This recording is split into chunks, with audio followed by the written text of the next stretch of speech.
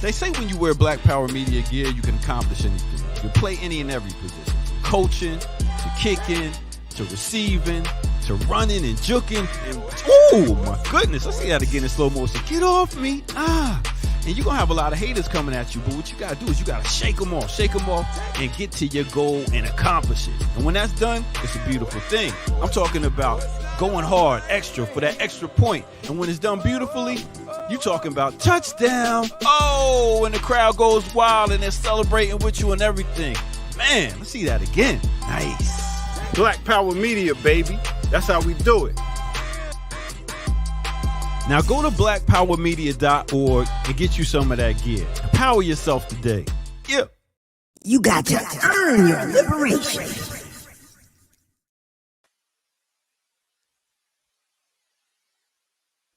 All right. Welcome back. Welcome, everybody, to another edition of Earn Your Liberation right here on BPM. Diallo Kenyatta, Geechee Yaw, and Jared Ball. What's up, fellas? What's going on, yo? Good morning. What's up to the remixers coming in?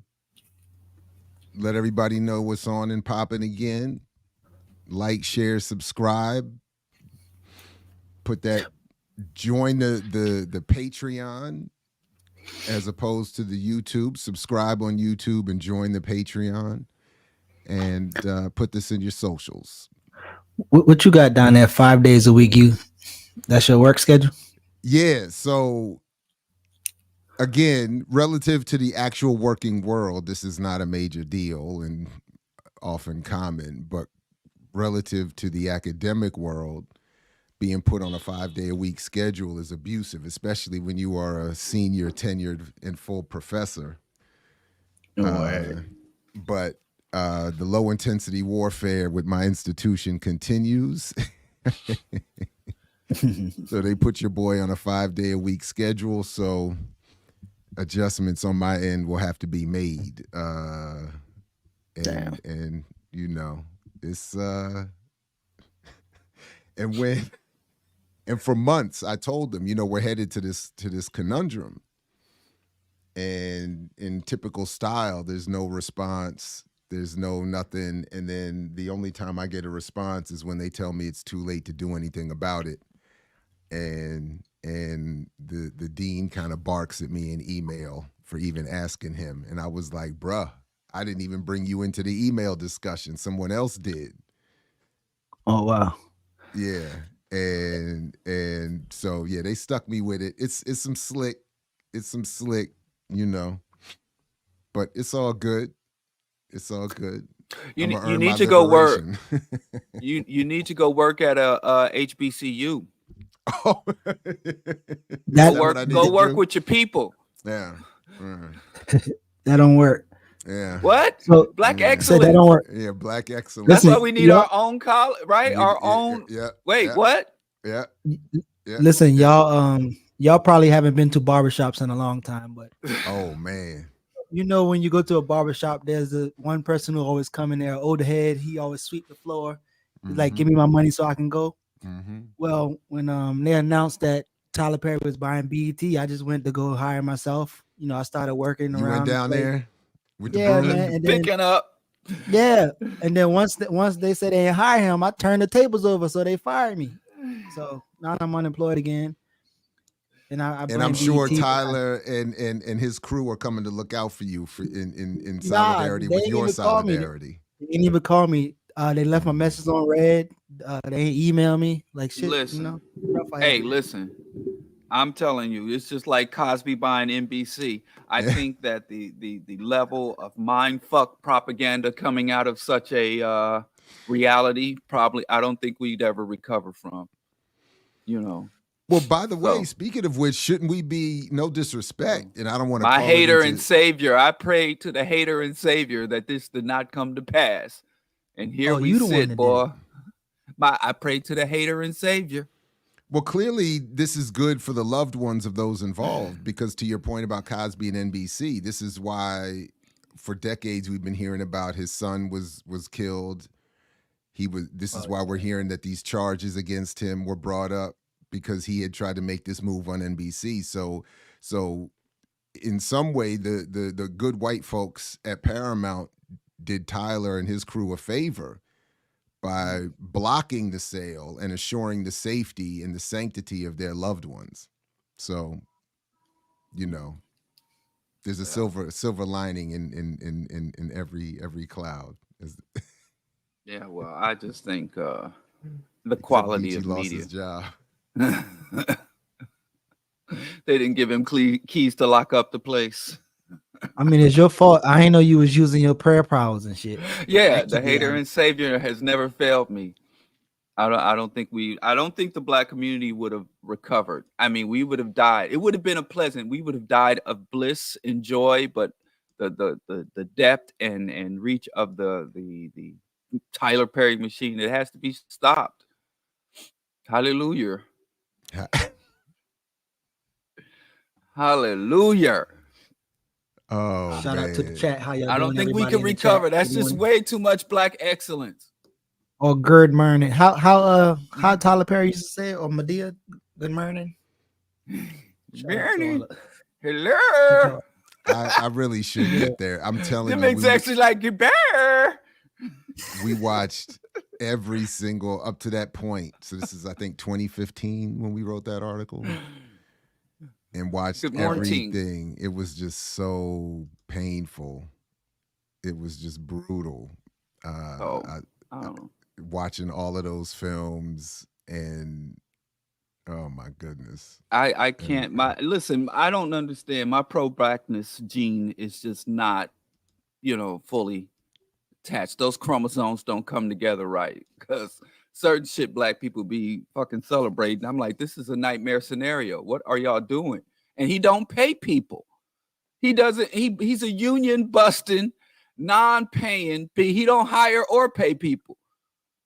Because Geechee was down there sweeping floors and stuff, and then Tyler Perry would post a post of him sweeping floors. Remember, Tyler posted that stack of scripts he wrote in 24 hours for all his shows. Right. The writers were like, listen, he's not paying us. And he was like, I write everything. And he posted a stack. So you go down there and sweep up. He going to post a bunch of brooms and dustpans and a selfie with an apron on. Be like, I got this too. Up. Right. You think Tyler wasn't about to hire y'all? He wasn't about to pay y'all. Y'all wasn't going to be able to unionize. And the only people that would make any money is bad wig makers. Not even quality wig makers. The only people that was gonna make any money off of Tyler Perry BET was wig makers. Bad wig. And he'd buy up the rejected wigs. He probably don't even pay for them wigs. He go to the back of the wig factory and see the rejects and just take a whole dumpster full of reject wigs and push them into the lot of the Tyler Perry studios. Y'all don't know. It would have been a nightmare scenario. Careful what you wish for. This black Diallo shit ain't gonna get it. Since you're so smart, what does Dr. Ball and Tyler Perry got in common? He's Dr. Baller now. Passport Bros. Dr. Baller, I meant. My bad. Dr. Yes, Baller. What do Dr. Baller and Tyler Perry got in common? I don't know. I hope nothing. Pause. Both of their ass ain't get invited to the Vest Fest. So none of them gonna be speaking. Please! You think Tyler Perry don't have an open invitation to every black gathering of more than Tyler Perry is Black Jesus? When more than two are gathered in my name, I am amongst them. Listen, you think he don't have an open invitation? Please. Listen, either he ain't show up, or he ain't got time for that. He's licking his ego is wounded. He mad. I'm talking about they ain't got the money. They ain't got the money for him, or they say they don't. Yeah, but all together, all I'm saying, I'm telling you, Tyler Perry can go anywhere. He got the key to every black event gathering. How does it go when there's two or more gathered in my name? In my name, I am amongst thee. Don't be like that. No, all the Bible verses. I can tell you that. But didn't you post, Geechee, that they attempted to go above his head, or is Puffy above Tyler Perry or adjacent to no? So they attempted to go a rung below then, because he got I don't know if you're gonna play the clip, but he got I'm gonna send you the clip. He got Puffy's number, right, and didn't abuse it like Killer Mike said, I was abusing his. Sliding in the DM. It goes down in the DMs. Brother, please stop Puppy. contacting me. Puppy Rejection. shoulder. Oh man, it was terrible. Yeah, after It was being married a terrible. long time, you forget You what know what I'm rejection saying? feels like. You know what I'm saying? You know I'm what I'm locked saying? in. Yeah. I'm locked in, right? Right. And then you get that. You got I'm not used some to getting old- texts like that. God, some old damn. high school dance. You know what I'm shit. saying? Will you be?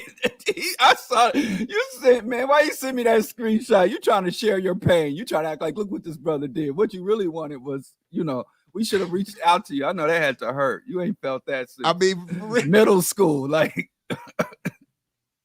I know.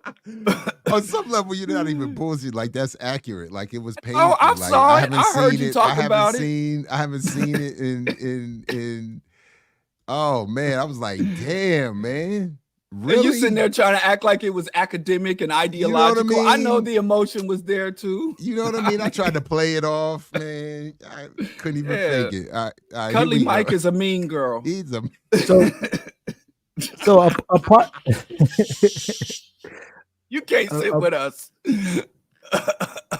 apart from that clip, I don't know if you remember, Jared, when they first started doing the Invest Fest, we started like choosing one of the speakers or looking into the background of the speakers. Yeah, we were. Yeah. I wanted. I randomly did one person, so we'll get into that. I randomly looked up really? one person, and yeah, it's interesting. How much but time do we let's have? that. When is it? I don't know. That's a good Do question. we have time to do like another week where we could dig into a few more of the folks? Well, invest 2023. When What's the is it? date? Today's the 18th. When is the I feel like it was in August. Yeah, I mean this is Black Business Month. They don't say Really? on the website. No, Oh, it yeah. ain't. This no, is for Black real. August. No, Yeah. no, The it's hell? been taken over. No. No, Nah, You, Black no, Business. no, you can try to have zero. Black August, but the Black capitalist community has dubbed this Black Business Month. So, So it's the 25th. It's the 25th through the blood 27th. clot. so it starts next Friday. Is that what you're saying? Saturday, Friday through Sunday. Yeah. Oh, we got to have our Invest Fest festival special next week. And I think, The Blumber clot. we got to Wait a second. Hold on. Whoa. I hate to. No, go ahead. This is Black Business Month. Yeah, I'm not playing with you. Y'all, man. It they've been really doing is. this since We- 2004. Y'all been letting me. Yeah. Yes. Listen, we covered that I last just found August. out I don't know if about you it, I think remember. last year. Yeah. I just found out about it last Yeah, year or last 2 year years was- ago. I told you. But they've been doing Since it. Yeah, 2004, almost 20 years. they don't No, care it's about this. actually They Black- don't care. They don't it's care actually about a Black this nonprofit atmosphere. They don't care about that. Other than to say, other than to hyper focus only on Garvey's mentioning of business. That would be Yeah, I it. don't know about that. Whack excellence. Who the hell Yeah. is John William Templeton? Any Negro that just come hard with all three names like that. They know Black people hold back a name in case they get warrants or something. No Negro put his whole government out there like that. We do make the exception because it's Todd Black Stephen nonprofit. Burroughs Boom. does claim his three names. Todd Who? Stephen Burroughs, my man, Dr. Todd Stephen Burroughs, That's because he got a good job. I mean, the average Black person hold back a name. hold back. We a don't name. like putting all two names out. We come with one name. He's John William Templeton. Everywhere I see his name, it's just all three names. Yeah, okay. Well, who is he? What is Recensor. his? What is he related? He looked like a poor man's Clarence Thomas. Is go he to his related to LinkedIn. InvestFest? Is he one of the InvestFest, or is I'm he banned the from Black LinkedIn. business community? So He's it's an Black old Philanthropy school. Month. He's from Black the Philanthropy 80s. Month. Oh, okay. He's floor So all shine our Black shoes. philanthropists in He's there, a let's get floor some money. shine shoes Brooks Brothers Negro. He ain't trying to wear hoodies and look cool. He's not a. It's a old man. This is an '80s style. All right. Well, let me run this little clip here because I'm sorry. No, it's cool. I'll- This joint was. We can come back to it. It's all related because these folks. I have to recenter myself. So this is so I do want to propose that next week we have our own special InvestFest fest. Investigation. Mess investigation. Invest Infestation. mess. Mess investigation. Yeah, infest mess investigation. They don't want to battle. We got bars for these fools. They don't want to battle. Listen, I'm gonna start it. I'm gonna start it off a little bit strong. Charleston strong. I'm gonna start it off strong earlier, because I followed the construction lady, the first black construction company in the U.S., and she's still running since slavery. So, well, hold on. Let's get the update on the latest, and then we can come back and start to prepare for our infest mess investigation. Where's the? Oh wait, my bad. Here we go. Hold on. Let me refresh so we get it from the beginning. This is something that he knows it has to happen, and we've been kind of communicating for a while about what the best time to make this happen. But I want to tell the story about how this happened because it's very important. So we've been trying to link with Diddy for a long time. A lot of mutual friends, of course, our Revolt family tried to get him for InvestFest last year. It didn't work out. And we finally met him. Last year, Art Basel weekend. We went to his house, spent a couple hours with him, and just chopped it up. Shit. Mm-hmm. And he gave me his number, and he said, if y'all have any issue with Revolt, anything, like, hit me personally. And I texted him the next day, like, yo, thanks for hospitality. And that was in December. And I didn't say anything to him ever again until 4 months later. And then I just woke up randomly. I said, you know what? Diddy needs to be at InvestFest. Sent him a message, sent him a video. Woke up randomly. I said, we need you there. 20,000 people, Atlanta. It's for the culture. For the Jesus culture. Christ. It's needed. He hit me right back within 30 seconds. The culture's top thought leader. Start working with the team. The reason why I'm telling you this story is because I didn't abuse the privilege to have his number. I didn't abuse it. That's the moral. Right? I didn't abuse it. That's a value. It's a good lesson. I didn't say, hey, I need reservations. This is something that he knows. So that's the. I mean, who has a better reputation of paying folks and making sure folks get paid than Diddy? Oh, absolutely. And what can I ask a question? Let me just, in terms of why them dudes look and sound like they dead inside, you know, because they don't have the glory of our Lord and hater. The dude just look into his eyes. Listen to his tonations. I don't know, but that's maybe me. I think it's starting. And that's a little bit off topic. But of the two, that's the one with the personality. Yeah, the one that's more litty. I'm just saying, as time goes, the other one is even more like they dying a little inside for every dime that they scam from the community. Maybe there's hope. Maybe they got that little Grinch heart in there. It's just, I think it's catching up with them, bro. It's pretty sure. Well, this is okay. So you shared. Oh man, they added up. So this is so we gonna. Oh, this is gonna be fun. I'm definitely gonna dig into this for next week. Where they get these headshots from? I need somebody to give me some good headshots. Yeah, chill out, man. They're in the A. They got it popping. This is all. Everybody got fresh. Ooh, I love Ian looking in the distance. Because he's he's the 19 keys is off center. Oh, Ja Rule. Fresh back from. He's providing housing and accommodations. He gonna have them fools down there in tents. I'm so happy to see Ja Rule in there. What was that the Fire Festival? Fresh back from the Fire Festival. He's gonna tell black people how to get their money right. Jermaine, once fresh out of bankruptcy, straight out of bankruptcy. Jermaine Dupri, Ari Fletcher. This is Ari Fletcher. Yeah. What she do? I don't know. I thought Ari Fletcher was. I thought Ari Fletcher was the former spokesperson for the Bush White House. Anyway. Hey, once you get down to Cheryl McKissick Daniel, I'm gonna say a few things about her. Well, Ulysses looks honest. I'd go to whatever he was gonna do.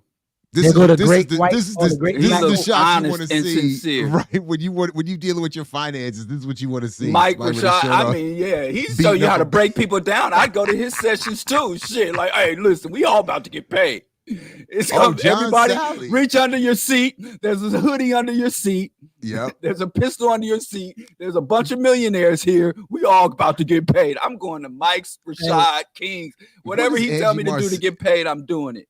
We've John already Sally. John Hope Bryan He's a food is trader, a man. mess. He's not supposed to be there.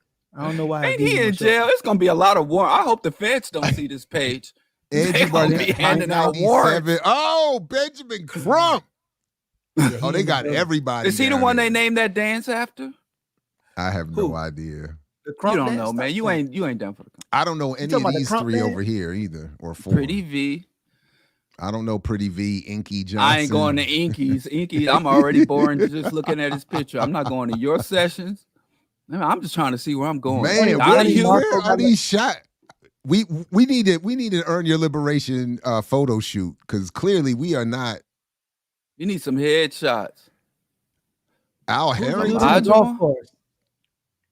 He too busy to help me. Al Harrington. There go Isaac Hayes' son. Oh, Cheryl McKissick. That's who you wanted to talk about? Yeah. So Isaac Hayes, that shirt is hideous. But he went from oh wow, I guess black power to financial freedom. Is that what it says? Well, black power. If he's a Scientologist like his daddy, he know where the money resides. Exactly. Is he a Scientologist too? I don't know, but his daddy wouldn't be so happy for him right now. But anyway, what are you talking about? Isaac Hayes? I don't know. I think his Chuck Turner down with pride. Would be pride from that spaceship. So Cheryl McKissick Daniel is she's the leader of the first black owned construction company. Now here's the funny thing: her construction company. Yeah. Damn. Architect doing bad black people.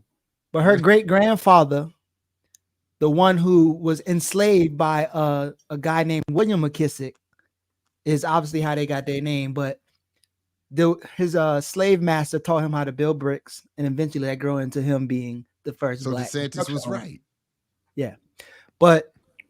So does she actually claim that? Is that actually part of her story? Does she actually say every interview, bro? Every interview she says she went from being enslaved to construction consultant or wow. I can't remember what she called him, but her white owner used to work in construction and taught her great granddaddy. I mean, I hate to do this. I'm not gonna do it. I'm sick of being. We'll do it afterwards, because that's why you say you hate to do it.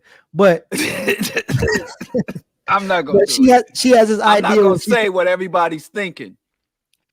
She always talks about how gentrification and revitalization is different. She don't do gentrification. She does revitalization. I'm not gonna say what everybody's thinking, but let's on top of that, in her interviews, she brags about her granddaddy working with Papa Doc and Hay. Oh wow! And helping build some shit. Wow! Right? Now I stopped looking after that, because I'm like, I don't want to see her being supportive of the CIA when they got rid of Aristide. I don't want to see that. But now, as an InvestFest guru, I don't know what the fuck she gonna talk about investing, but her revenue for her company is 22 million, right? And I started looking up all the construction companies, even the white ones.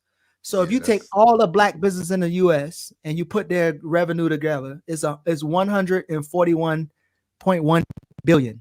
Right. Well, the top 27 construction companies got the same amount of 147.1 billion. So like by themselves. Say that again. You mean by themselves individually, they have as much as all the black-owned ones combined? Yeah, the top 27 construction companies collectively has more revenue than all the black businesses in the whole U.S. And so her construction company is only at 22 million, which is nothing compared to all of the. Where you get time to get into everybody's business like that? Because that's what we're doing next week. We obviously all in this woman's family tree. You all in her books. I want to see why she's at InvestFest. Like if you go to a barbershop, right? You're gonna see why you in her business. Just holler. Just shoot your shot.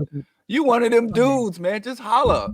My bad. You don't know the barbershop. If you I know go you to get single. your nails done, if you go to get your nails done, you gonna make sure the person know what the fuck they're doing, or you just gonna be like, I don't care what. IJS. But all I'm saying is, I ain't gonna say it. Let's just keep scrolling because I'm about to say some things I don't have to say. I want you Go to ahead, say Steve. what everybody is thinking. Yeah, but you know you want to say it anyway. Judging from her hue, her father wasn't out in the field. I'm saying, I ain't saying he didn't get no job skills from slavery. She's right, but he didn't get no bricklaying jobs. He got some tea serving, banjo playing skills from slavery. I just don't think. I think he wasn't wearing tattered trousers. He was wearing tails. You know, a suit and tails. Well, you got to be careful because you got, you know, the melanin levels and the transfers of melanin levels can be a little tricky. So over a few generations, I could see where she could end up where she's at. I mean, I'm on, you know, if you know, yeah. Anyway, like IJS. Listen, I know how it goes. I grew up in IJS. I'm saying. This guy. Jamal Bowman. I don't buy her story. Okay, Any brother touching his temple in a photo, you can trust him.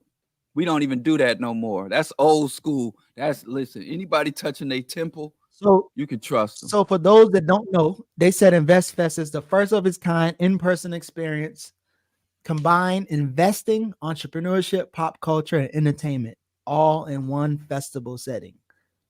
What about Jonathan? Finessers Club. They got a goddamn guardian angel there, so we know that was security rapper, gonna be tight. That looked like that rapper. Judy. And here's Nikki. Nikki's even asking in her own photo, "What the fuck am I doing here? What you gonna learn from me?" They got everybody. How many days is this thing? 3 days. I mean, it's got to be a lot of concurrent panels and presentations. I know, but still, I was just at a conference a couple of months ago. They're not gonna be on stage. Funny Marco is not gonna be on stage. I don't know what they gonna be doing. So why are they photoed up here? So they can attract be on stage. So they can attract their followers. Y'all know what time it is. Don't act like y'all don't know no marketing scheme. Man, there's a lot of people out here doing stuff that I just am not aware of. I haven't heard of almost any of these folks. Oh, I suspect, I don't know, but Lance Griggs is a football player. Lala. Yeah, Griggs is a football player. Okay. I'm going. If Lala there, I'm going. His headshot. Lala. If Lala there, I'm going. What is she? I don't understand the appeal. It don't matter. You don't understand the appeal of Lala? The Baltimore boy dropped the ball, so I'm going. Is that the girl that was married to the basketball? Don't listen. Don't reduce her to being Carmelo's better half. Man, listen, who that is? I don't know who Lala. that is. That's the legendary What Lala. she do? Chill out, bro. You know, she just. I don't know. What she got to do? She is here. Okay. Here go more ball chasers for you, Diallo. Vernon Davis. Okay, because we know how they're David Banner. David Banner. Hold up. David Banner was just with Kalonji Changa at the Matulu Shakur joint. What is this? David, the God box. Collapsible, conundrum, contradictory. What I don't know. Bruh. I'm just that's wild. You got to be able to build David revolution Bender. with your InvestFest. So I don't know what y'all talking about.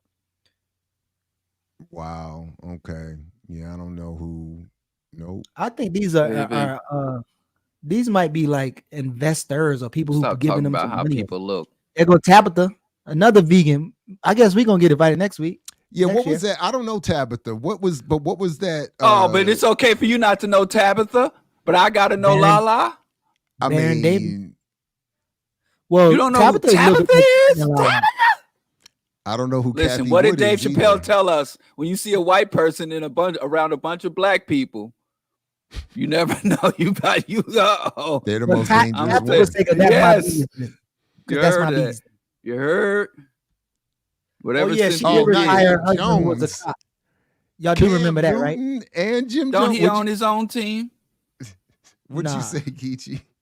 No, Tabitha retired her husband who was a cop. So that was a story back in the days. Her husband was a police and she made so much money on Instagram that she retired her husband. And So she got rid of. So that's how you abolish the police. Get rich enough she so abolished they the can police so they with can vegan quit. chicken sandwiches, bro. Yes, absolutely. Symbol. What's man, Marcellus Wade wearing? What is that? Who? Marcellus. Oh, What? I thought that was a football player. Wait, y'all, what is going on? I'm going to muscle Shaquana. She's sitting on the steps of a private jet. So She at I'm least definitely has- going to yeah. her session so I can get enough money to take a picture on the steps of a private jet. Which I'm sure But is listen, hers. when you can't listen, I'm when you pretty can't sure. get the best you Jared ball, bump you can into get the her Lorenzo at the ball. airport. Now what is happening here? Listen, feel He like jumped you so can't get high. Jared He jumped so high that he got out of the camera frame. I feel like they were trying to reach me and got the wrong Yeah. one. That's why there's no You picture. can't get the top guy. You got to go. I'm get the second guy. Jared. I'm Jared, and there's no relation that I'm aware of. So, you know, You put on a wig and some fake tattoos and just stroll on up in and there. just stroll up on in there. Flash your ID. They just gonna see the last name and just walk what right you need a up wig in there. for? They'll see the What you need a wig for? beige complexion and the. Let me go look at Lonzo Ball because Lonzo. Lonzo ain't got no hair. Oh, I thought all of them. Yes, had he hair. do. Lonzo Yes, Ball. he do. He got The a full-on father is afro. bald. What is you? Oh wait, talking what's the about? father name? The I thought father. The father's not Lonzo. No, he's not Lonzo, right? No, the father's name is Saucy Ball. This guy here, man. No, Wait, it's not. That's not it. I don't follow ball chasing. I'm trying to catch up here. This is Obviously this you is are. new He's- inform- They said he's Saucy the Ball. first ball with three. No, he's the first person with Sassy three balls Ball. in the NBA or something like that. Something like that. Anyway, pause. Hey, so his name is not Lorenzo Ball. Lorenzo Ball. Yeah, I thought. Like I say, you put on Anyway. some strap. A Martin Luther King tattoo. Word. I'm just looking up wow. Lonzo Ball's tattoos. Lonzo. Wait, Lonzo Yeah, is the and one if who you- stole some. He's the one who stole something. The basketball played player for the stole something Bulls. overseas.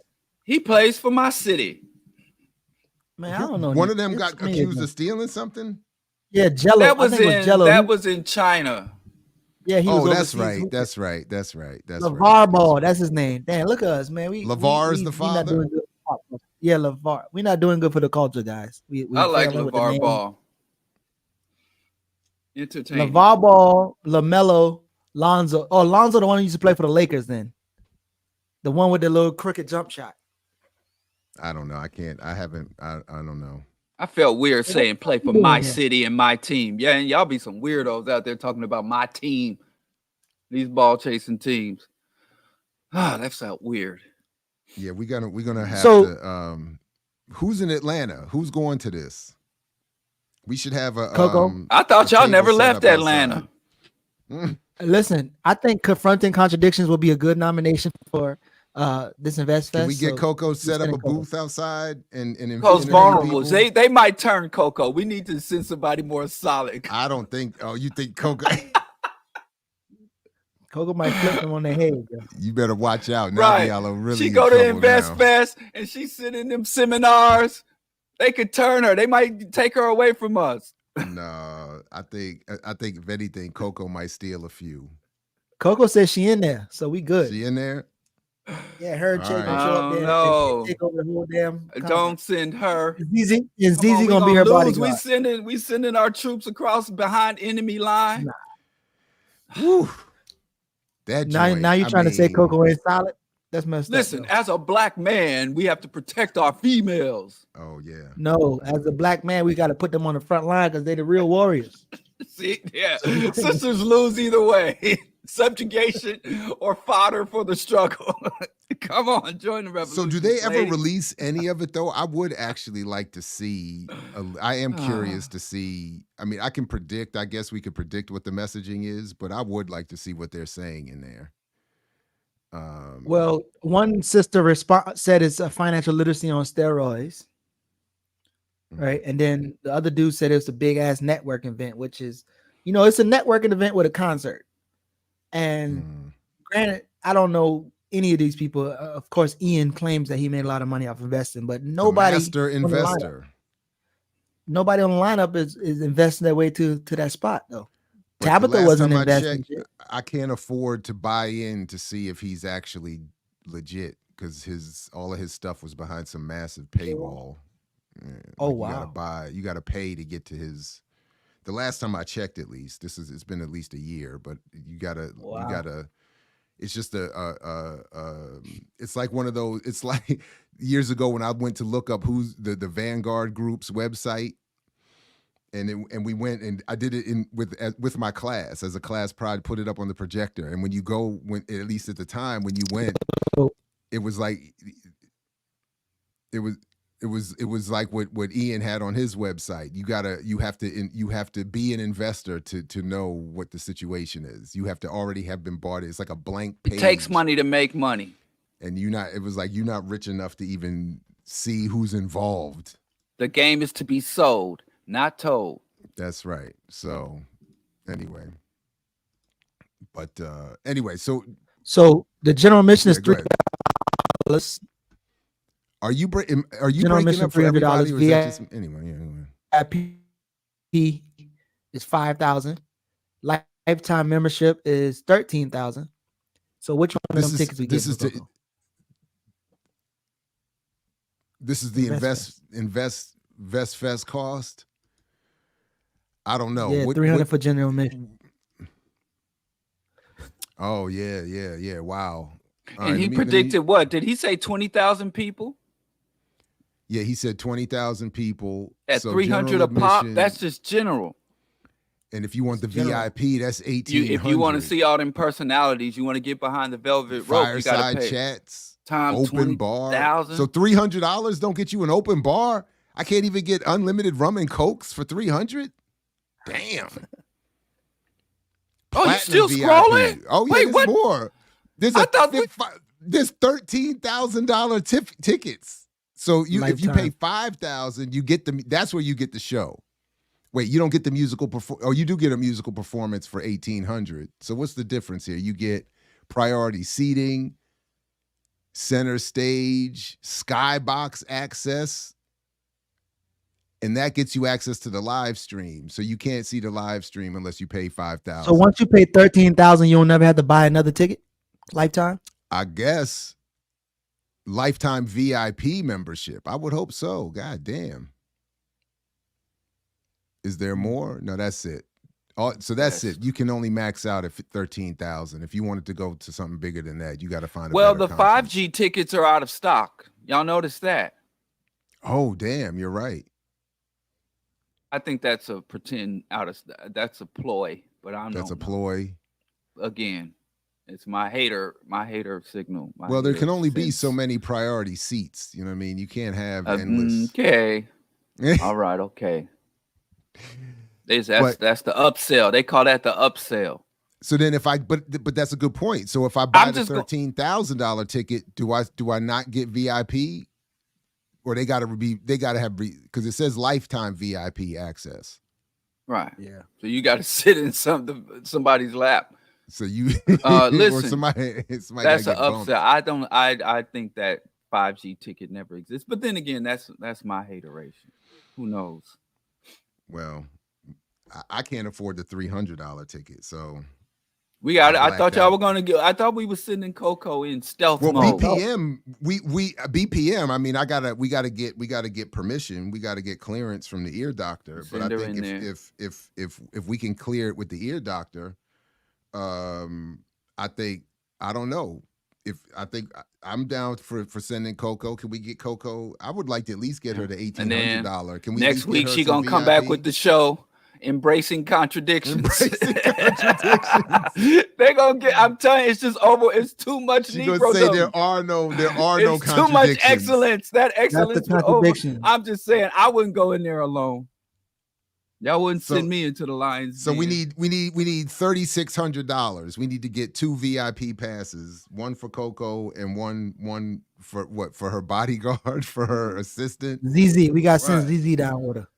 Yeah, you got to send in a crew because you know how hard it is to be black mediocrity. Yeah. I fight so hard not to be black excellence. I have to struggle to be the mediocre, and you send me in there, I come out shining. I know. Yeah, somebody couldn't be trusted to go by myself. Right, I come in there. All the money making ain't gonna be there. I come back, talking all that good puppy stuff. Killer Mike ain't there. Lying. Mace is lying. He paid all them fools all their money. Yeah, I know my limitations. Maybe we could. I think like if we got like Coco and I don't know, Coco, who would you want to team up with? I don't know. But we need to. I think I'm gonna check with the ear doctor later and see if we can get $3,600. Get them some tickets real quick. Who's down there in Atlanta that could go? No, we don't. Not 3600. We just need to. Well, we need 2 VIP. Nah, we need them to get some. We need them to be comfortable. No lifetime VIP. No. Just the one time. Just the 1,800. The 2 $1,800 tickets. Send somebody. Wait, what? Send Kalanji and Coco. 1,300 tickets is lifetime VIP. I don't know. Kalanji got too many friends in the rap world, man. Kalanji might not survive that either. He might need Coco to save him for that one. Kalanji come back to doing another T.I. interview. Get us all in trouble again. Everybody was yelling at the whole platform for that one. Like, y'all let T.I. on that joint. So he might, why isn't Killer Mike involved with that though? That's suspect to me. He's up there with the white folks. He up there with the white folks. This is y'all had to call, yesterday's price. Point. Ain't today's price. Yeah. He sure was. Who was the other? He's up there. He talks about Bernie Sanders. He up there. We go. There we go. ZZ stepping up. ZZ stepping up. Right. Okay. All right. Let's get embracing contradictions. Embrace. That's it. Yeah. Don't say I didn't warn y'all. Back with a, she gonna be stunting on us. With right. Assets over liabilities T-shirt. She gonna come up to the next conference, getting out of a Maybach, out of the backseat of a Maybach. She ain't driving herself. She gonna be sitting next to old girl at the private jet. On the steps, just on the steps, not in the seats. All right, now I'm going to let y'all handle Coco for the rest of the episode. I'm just saying, I'm trying to protect our community. I take I take it serious. I protected our females. I would actually like to say, I'm all jokes aside. I don't. It's probably not. It's probably is just trifling on my part, but I would like for them to go. And see what it is, and just get and I don't know why, because I know what it is, but for some reason I don't know. Anyway, yeah, but you just got to find somebody in BPM that got no chance of ever doing nothing and never having no money. Who is already just giving up on the future. Somebody's just broke down. Send them, and so they can't be seduced to the dark side. That's why Paul Coates came to me and Todd to do that Marable book. He was like, their careers are already ruined. Right. You see what happened. Right. Let's get them to do it. They can't fall any farther than it. And we fell for it. Sure, Paul. Anyway. Somebody said she's Coco Chanel. Oh, dear. No. No, they didn't. Somebody wrote it in. No, they didn't. She come back. Coco. You lying. But you got to put Diallo on a time limit, man. Listen. So I'm trying y'all want to go? I don't see that comment. It's correct. He lying. She I come don't out see of that there. comment. Coco Chanel. Okay, let's recenter again. Right, Where's my sage? So where we going? We going to Jared's reflections of our Sahil conversation, or we gonna go to conspiracies? I don't have much on that, really. Still recovering. Just say I'm right and let's move on. Oh my God! First, no. So to be perfectly honest, first I would have to start with I don't know enough to know what is right or wrong. What I will say is the only time I thought Diallo that I would have thought that you trended towards wrong was in the immediate response. Not that I even disagree with your point, but the immediate response to Salifu saying "Assalamu alaikum." And you went straight to warfare and violence on that. Like that was the only thing. Like, and I'm not even saying I disagree with your point, but in the context of a brother coming on to have a conversation, I was like, God damn. Listen, my father and my older brothers are all Muslims, man. That word triggers me. I hear you. So that was somebody saying that while they got you in the headlock, you know. But yeah, okay. And I also admit a bias that somewhat like a Jamu at one point said. If the West is upset, if the U.S. is upset with something, if I don't know any better, and in this case I don't know the details well enough, my tendency is to just agree with whatever's happening as an initial step. So when I see France upset at these uprisings and coups, and I see the West and Biden getting upset and blinking out, I start to think, okay, they're on the right track. And when I hear some of the language, at least, of anti-colonialism, anti-imperialism, I get excited. I do think you are right to raise questions around, not all coups are the same, and not all end results are what we end up with.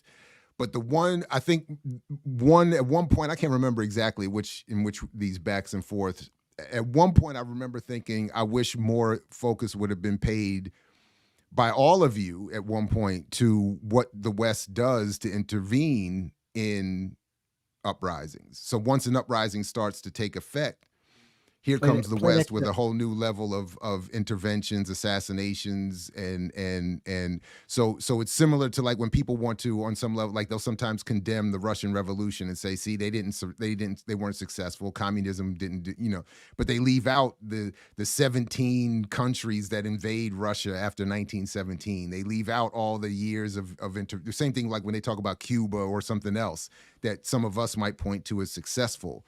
Or if we say we raise up Haiti as a revolutionary hero, people will say, well, look at Haiti now. And you're like, well, you're leaving out centuries of intervention holding them in a state of colonial regress. But that said, I honestly don't know enough. And I've even trying to follow and catch up and follow the news. I even have to admit, as I watch and read some of our comrades' work on it, that I'm just now learning a lot about it. So, and then I guess the only other thing is that, and I don't know if there's a solution to this. The disagreements aside, when we're in spaces that are supposed to be at least leaning towards serious analysis and organization, I would like for us to find ways, and I'm guilty of this too, so I don't know, I'm not of communicating and disagreeing without it getting, in some ways, some of the back and forth got a little condescending and stuff like that. And I know I get triggered by that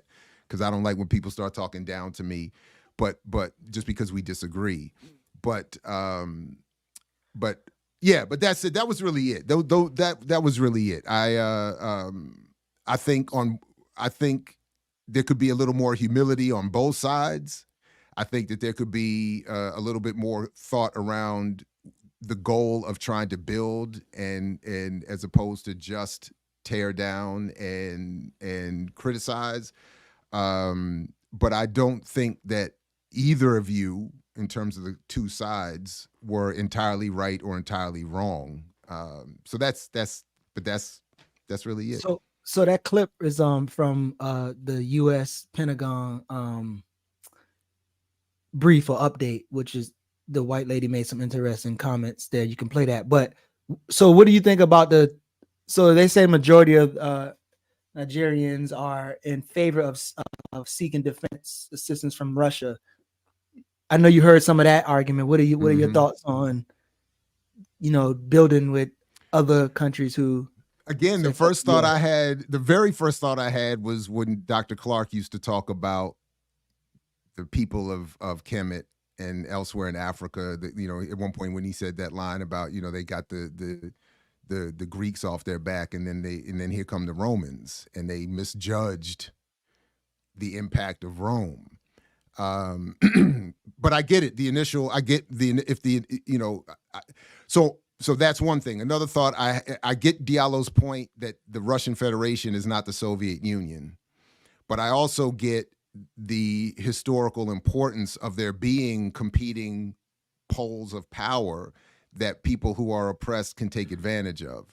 So I'm not saying that Wagner and Russia are heroes, but I do like that there are competing poles of power that colonized people can take advantage of or make use of in interim moments. So that's my initial response. Again, I'm not an expert, so I don't know enough, but that's my initial thought. Like, I don't have a problem with, if I'm swinging, if I'm being jumped and I'm swinging, the first hand that reaches to help me, reaches down to help me up, I'm probably going to grab it. And then I'll deal with the contradictions of that once I'm on my feet. And I think that's in general how they're approaching it. And we have to hope that it goes well. But it also reminds me, and I'll throw this out there too, of the Afro-pessimism arguments that I think are misunderstood. So like when Frank Wilderson and others talk about we have to first help Palestinians get free and then raise with them the contradictions in their own community towards anti-blackness, that's sort of what I feel about this too. Like, I might need to work with Russia to get this one off my back, and then we got to deal with you on the basis of the same standards of freedom and independence. So play that clip real quick, and but I'm also wondering, like, what when people say stuff like, "Oh, it's way too early," and like who's like what's welcoming that statement of it's way too early? Like who's saying that everything is done, we won, is over? Like, but go ahead and play that, and then it right, starts just let right me know by when the to stop. Yeah, all right. Mm-hmm. All right. Warren, did you have a question? Yeah. Yesterday in Niger, the military council that toppled President Bazoum said he could face the death penalty if found guilty of treason. Is it still your position that this isn't a coup? So as you know, we continue to assess the ongoing situation in Niger. We are hoping that this can be resolved peacefully and through diplomatic means. We've come very close to say again that this is an attempted coup. I think by all means, from State Department, from DOD, from other levels of government, we are trying to work through this in a peaceful manner. As you know, Niger is quite a critical partner to us in the region. And so we are hopeful that we can resolve this in a diplomatic way. But why does it seem like you're almost bending over backwards not to call it a coup? And we've seen France, the EU, and ECOWAS just come out and call it what it appears to be. Well, again, I mean, I think we've been very clear that it certainly looks like an attempted coup here. We have assets and interests in the region, and our main priority is protecting those interests and protecting those of our allies.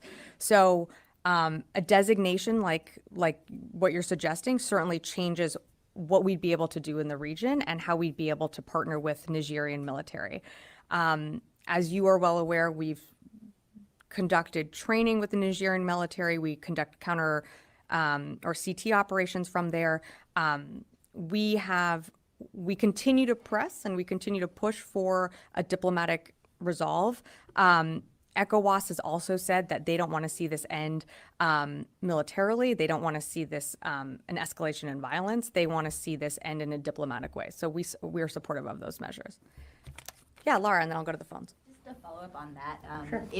If it is designated a coup, what is the backup plan, sort of in the meantime and going forward for CT in the region? And I understand there's no operations out of the base right now. I assume that is hindering the counterterrorism operations in the region. What's the backup plan? Yeah, so I mean, great question. I think, as you know, we won't engage in hypotheticals right now. We're certainly a planning organization. So while we plan for different scenarios and different outcomes, I'm not going to preview those right now from here. What we are hopeful of and we continue to push for is the diplomatic resolution for this to end. In terms of how we conduct our counterterrorism operations, I mean, we still maintain over-the-horizon capabilities, and not just from Niger, but just from other places around the world. And so we will still be able to have capabilities within the region, but Niger is a partner, and we don't want to see that partnership go. We've invested, hundreds of millions of dollars into bases there, trained with the military there.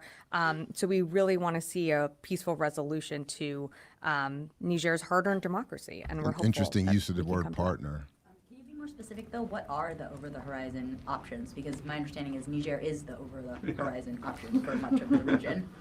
Yeah, that's certainly true. But again, if we do need to adjust or shift for a different scenario, that would change, right? And I'm not going to preview that from here on what exactly that would look like. But as you saw when we withdrew from Afghanistan, we still maintain over-horizon capabilities there. And so I just, again, don't want to get too far ahead of something that hasn't happened. So I'll just leave it at that. Sorry, respectfully, it's not a hypothetical though. If those operations are not happening from the drone base and they haven't for several weeks, that's, what are we doing in the meantime? Right now, all I can say is that our activity is constrained to the base. I'm just gonna leave it at that. Great. I'm gonna go to the.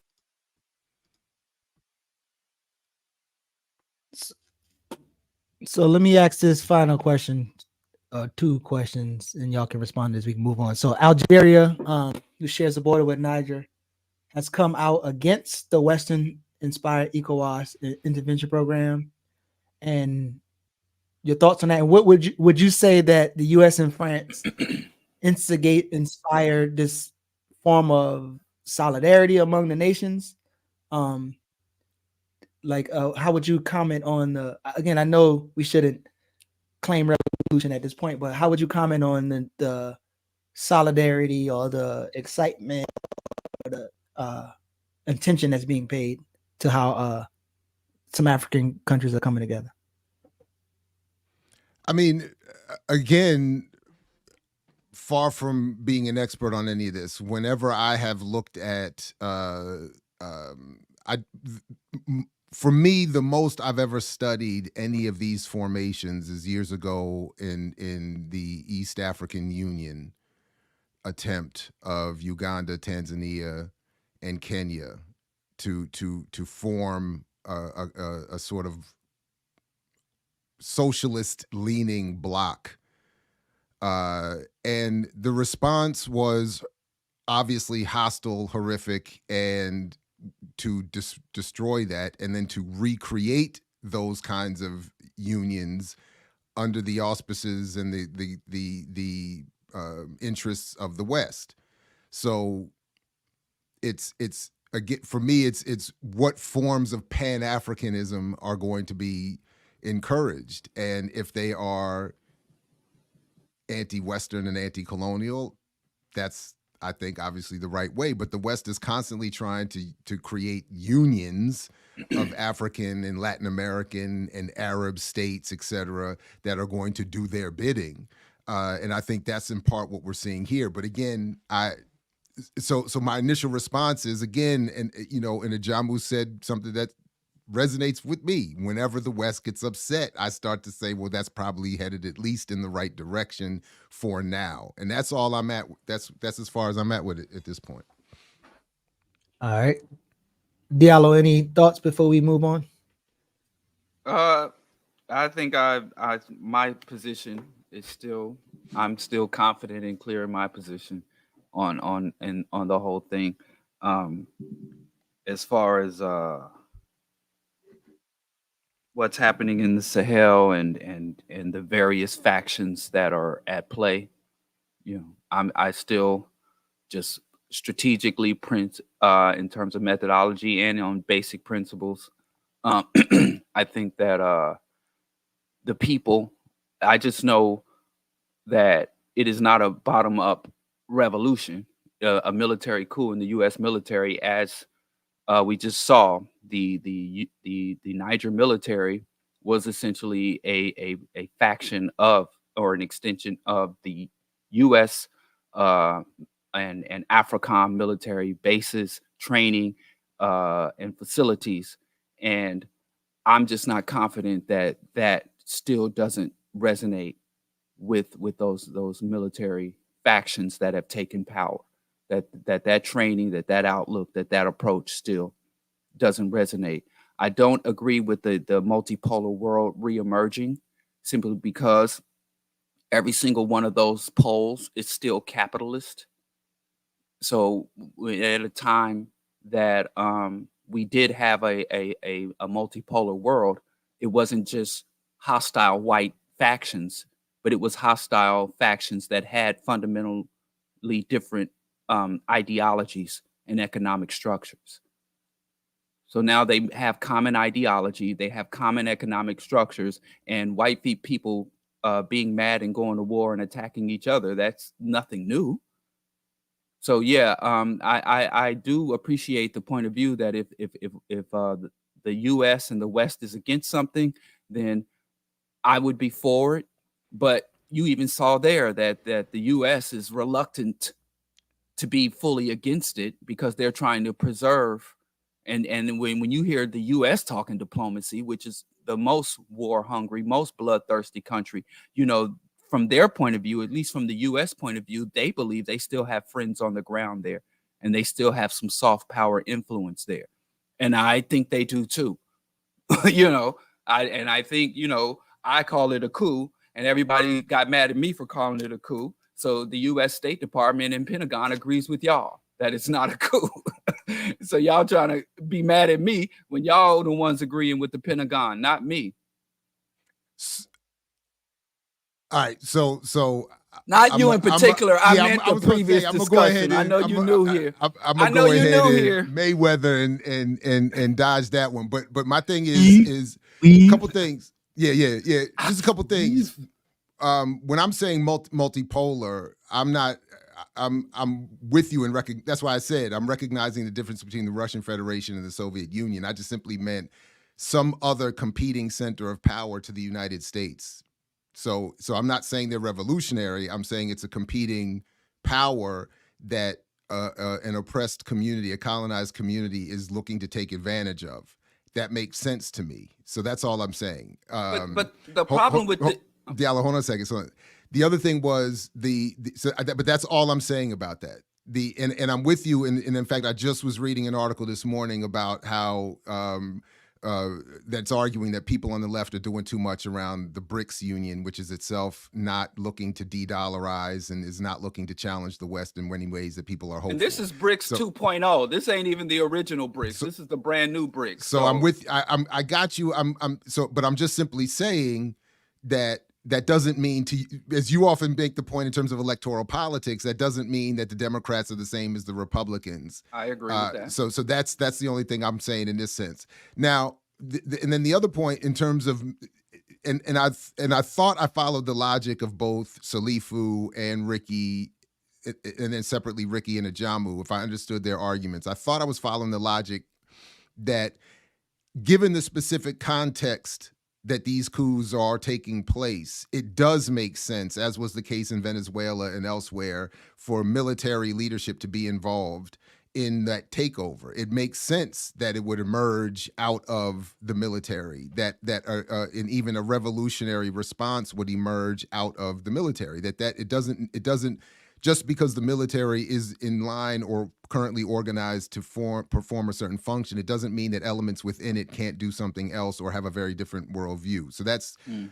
then similar to, so then I started thinking, again, outside of my expertise, but I seem to remember that there were some similarities in what you're saying and what that woman was just saying from the State Department's perspective vis-a-vis what's happening in Niger, and what the State Department was initially saying in 1959 in the first year or so of Castro's led revolution, that there was an initial attempt by the West to give him a chance not to become a true revolutionary. In other words, there was initial hesitation in fully condemning him, as some were waiting and hoping to see if they could manipulate him and hold him as the new dictator. So maybe that's what's going on here, if I have that history right, if I'm remembering correctly. And maybe that's what's going on here, where they're trying to give this group a chance to not go full on to the left, and in which case we and many of us, the rest of the world, should at least support them in not doing that. So those are the points that that's it. So let's get into some conspiracy shit that Diallo and his, I only saw white people doing this. I haven't seen many black all the people. direct energy weapons.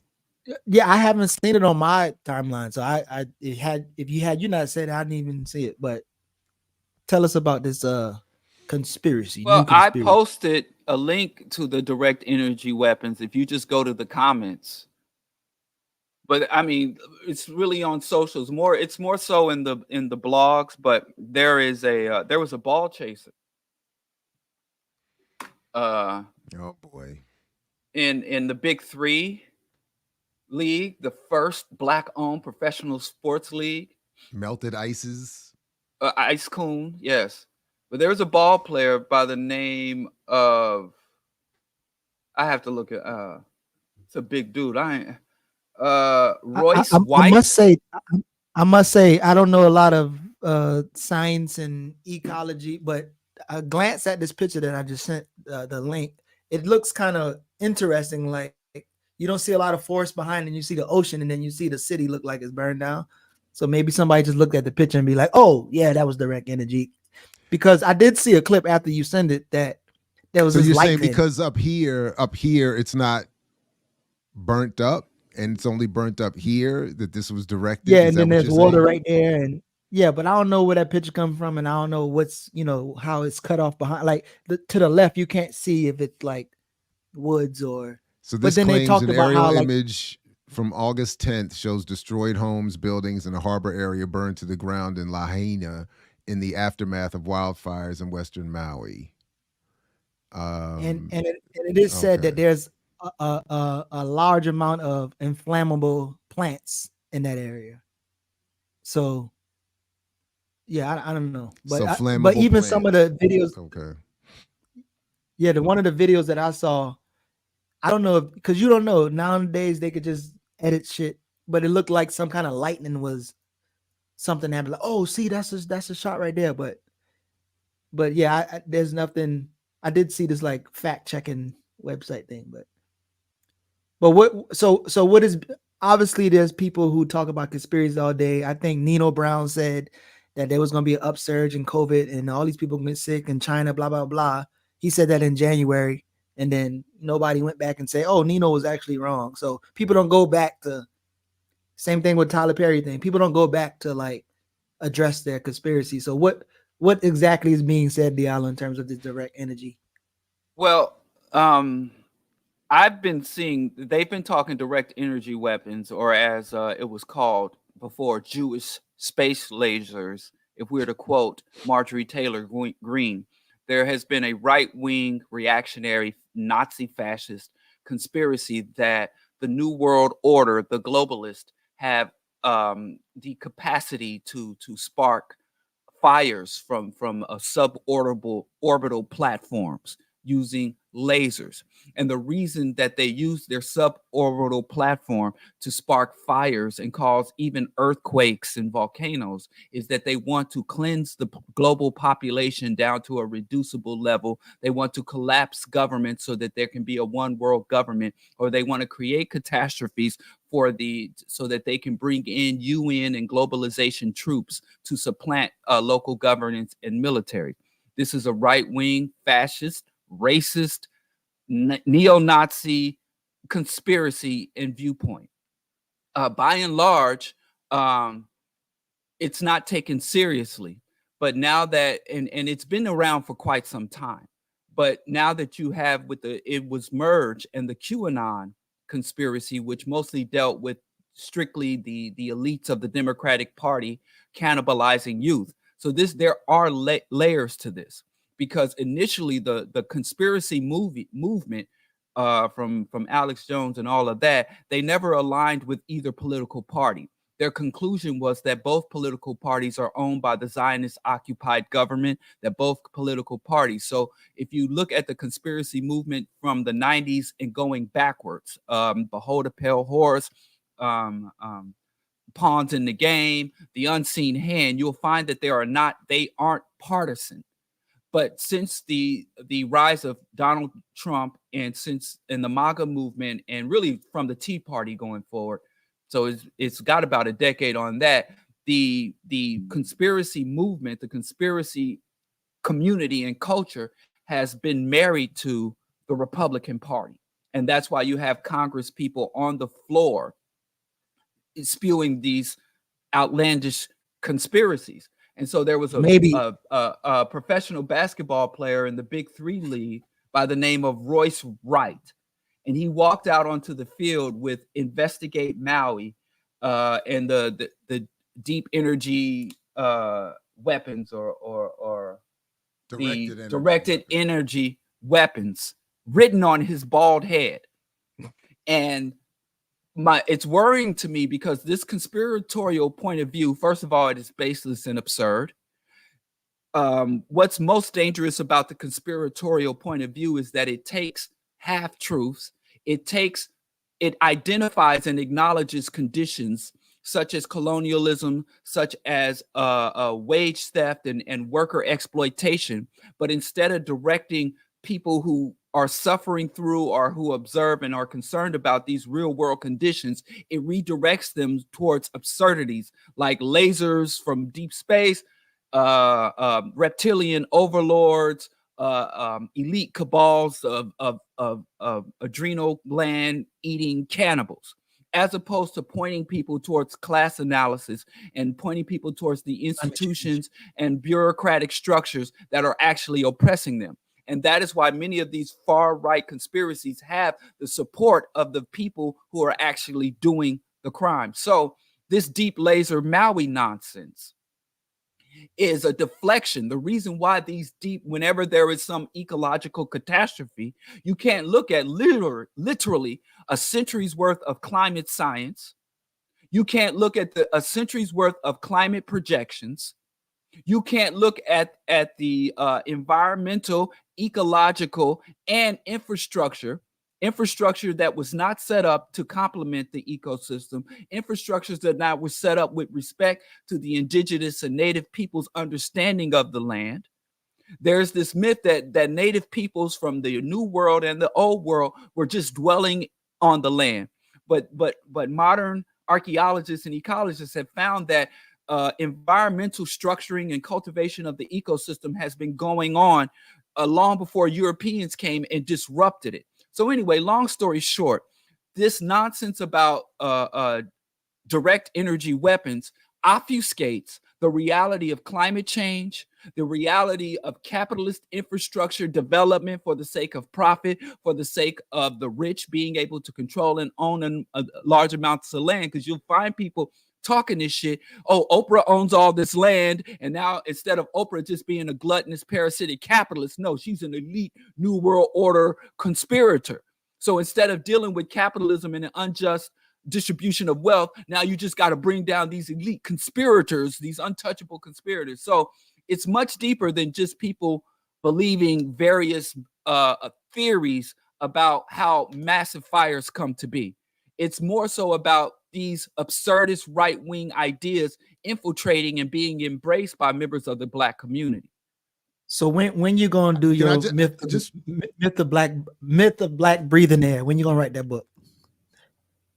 Just quickly, I think Diallo is basically right on with this point. And having read, when you said it, it triggered me because I read the entire cover to cover, the Unseen Hand back in the day. And for people of a certain generation, this is I don't know, 500 pages. It was a long book, and it was ultimately a conspiracy. It was meant to do it was meant to assault any Black engagement with anti-capitalist thinking, just as Diallo was outlining here. It was meant to take all that Black people would see happening in their lives and walk them to some right-wing conspiracy solution with no response, no encouragement to organized response. So anyway, yeah, I just remember that. I read the entire thing and I was like, it was wild. And the Nation of Islam has played a major role in pushing these authors Farrakhan has been interviewed and has promoted these books in public on stage. He's been interviewed and is good friends with Alex Jones. It's very attractive because is Farrakhan the friends average with Alex Jones? Just go Google Farrakhan, Alex Jones. Yeah. You'll see them hugged up, all booed up. So last week I got y'all to role play and talk to y'all military cousin. This week I want both of y'all to role play and speak to your cousin or your homeboy who's talking about these conspiracies. How do you get them into understanding that people are, the U.S. in particular is conspiring some shit to happen? So you got your conspiracy talking cousin or homeboy. What's y'all response to them? Well, it's really hard to engage someone because the conspiracies, like I said, they have a vein of truth. So people will talk about one world government, and they think that one world government means that, the UN will come in and there will be one anointed, really Luciferian Antichrist figure that will sit on a throne and govern the world. When it's really the one world government is not even so insidious. It's all countries aligned economically. It's already been implemented in terms of the capitalist world order. But you'll find most of these conspiracy nuts, they're pro-capitalism. And they think that ultimately the New World Order wants to take away capitalism because they believe capitalism means, an individual is able to go out and have a great idea, work hard and build that idea and enjoy the fruits of their labor. So they have they have this mythological view of capitalism about the industrious man getting what's coming to him. So they call these conspirators communist. And now that the communists have lost their sway, now they rename them. They're just elite for the sake of being elite, but they're not capitalist elite. So I find it hard engaging with these people because it really is not so much an intellectual or scholarly position, even though they love saying, do your research, I do my research. It's an emotional attachment. And I always say, because we are oppressed, people would, if you are oppressed, it's more exciting and stimulating to imagine that you're being oppressed by a supervillain as opposed to just a bureaucrat. We're under bureaucratic structural policy oppression. We're not under supervillain cabal conspiracy oppression, even though there are conspiracies. The vast majority of the injustices, the crimes are written, published, and made public. And I'm like, you're looking under a rock for atrocities when they're doing it right in your face. And you're looking past the obvious atrocities because you want to see the hidden, unseen atrocities.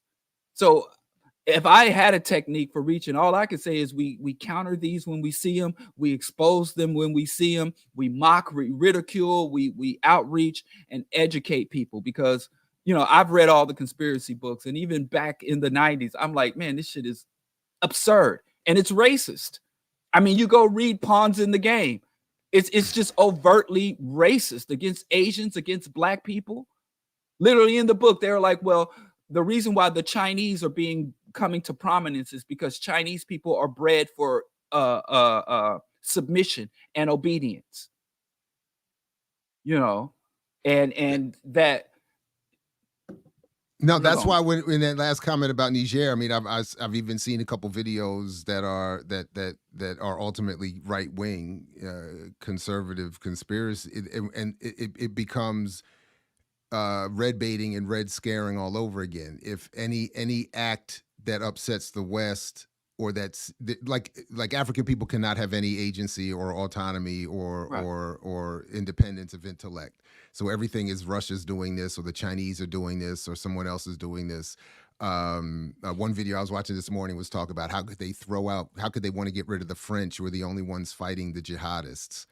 And I'm like, this is part of the the sort of mainstream conservative, conspiracy theories though, that they would use to deflect from criticism from below. But I don't. But specifically to your question, I don't have. I've to be fair to myself been.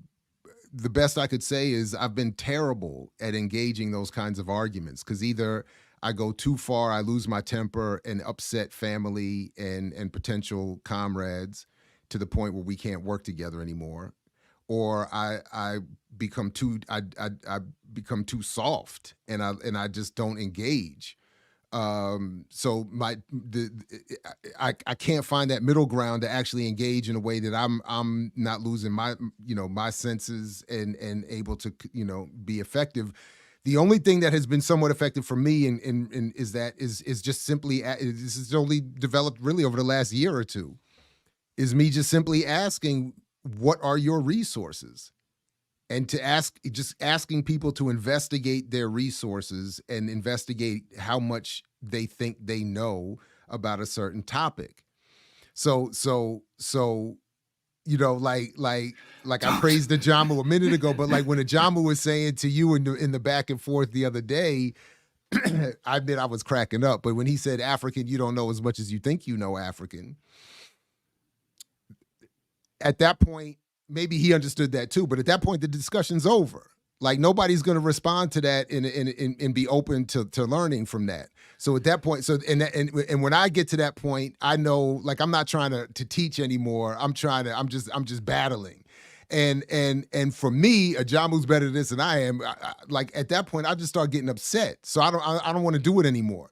So my thing is, like, I just try to say, like, when people, I had a family member who a couple years ago was all up in the flat earth and all was following Kyrie down every Google search rabbit hole.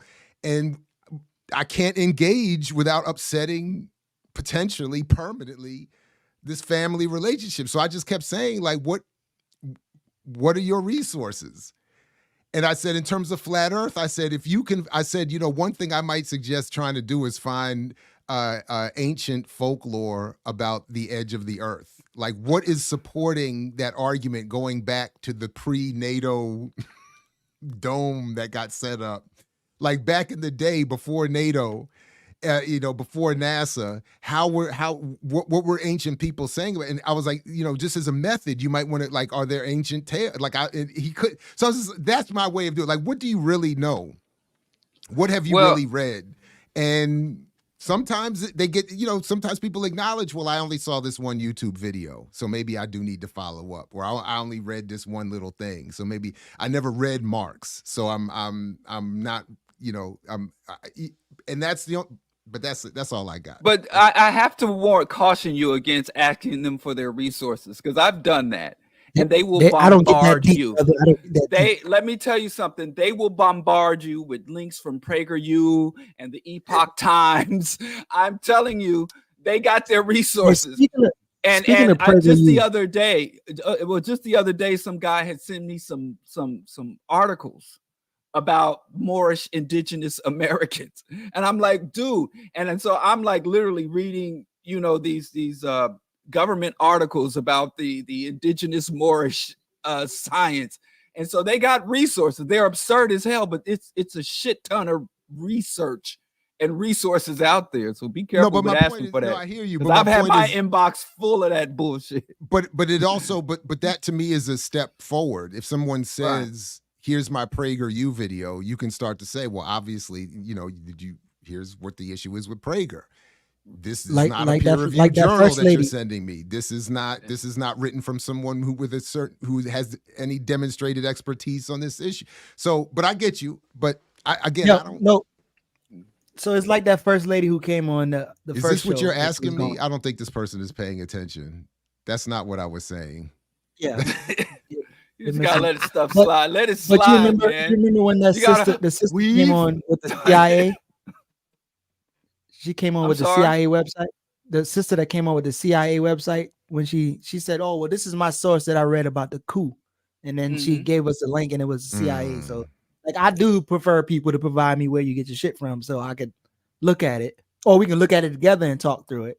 But speaking of PragerU, I saw their kids education thing from DeSantis. Frederick Douglass.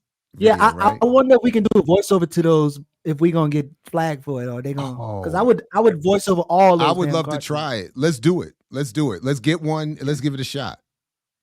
Yeah, I don't know if let's give it a shot. Fair use. Yeah, but that don't work with the voiceovers. I don't think. but Andy, I appreciate this, but you got to be, to be fair, to be honest with our astute audience here and my comrades on screen. What you see from me here is a performance to a certain extent. So I'm not always this good in real life. So I gotta be, I like, you know, I'm not always as good as as well tempered as I am if I'm in my classroom. So I have to be, you know, I can't engage with everybody in the same way all the time. No thugging. And that's the other thing. I'm not a thug. So I also got to be careful because my temper has put me in some situations where I gotta actually step up. And I'm like, that's not really what I meant. But I understood why you took it that way. So I guess I gotta. I'm just saying the shit is getting ugly, man. I see people online with Malcolm X profile pictures, red, black, and green profile pictures, man. And they're sharing links to Jordan Peterson. You know, they're sharing articles from Breitbart News and the Epoch Times. I mean, I know it's absurd, and we can laugh from the comfort of, you know, having real base, you know, analysis, real grounded analysis. But as Geechee, you said you haven't seen it. This right-wing conspiratorial lunacy has fully inundated. And from Ice Cube to even what's his name, Dr. Umar. I've heard them regurgitating and articulating these points of view. And and it is that thing. Well, on the surface, these right-wing fascist sites seem to be attacking Democrats. They're attacking Biden. You know, they might be attacking one corp. They never attack capitalism, but they'll go in on a corporation. Some of them, like eco-fascism, is a thing. You know, Hitler was an environmentalist and a vegan. So they even say some things about, you know, the destruction of the ecosystem. And there are a lot of lines within that overall shitstorm. There are a lot of points in that resonate with Black people, oppressed people in general. And so the right wing is getting a very powerful foothold and has had one for decades through this conspiratorial lunacy and absurdities. That whole reverse hashtag movement is to me very similar. It has threads of accuracy and logic to it, but it goes in a completely rightward direction with its. I remember response, you know? Mosque. I think one of Muhammad's mosque. I think it was 14 or 42, but they had a little bookstore adjacent.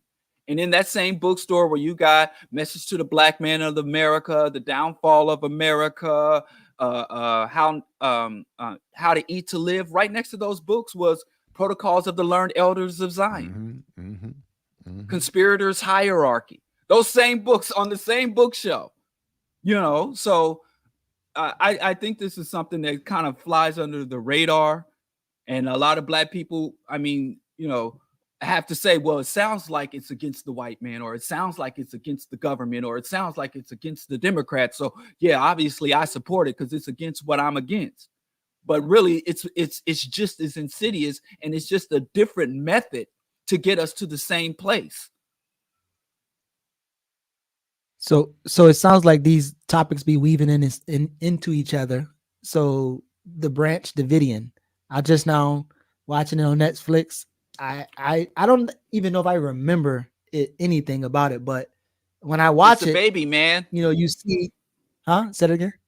I said you just a baby man. Okay, maybe you young.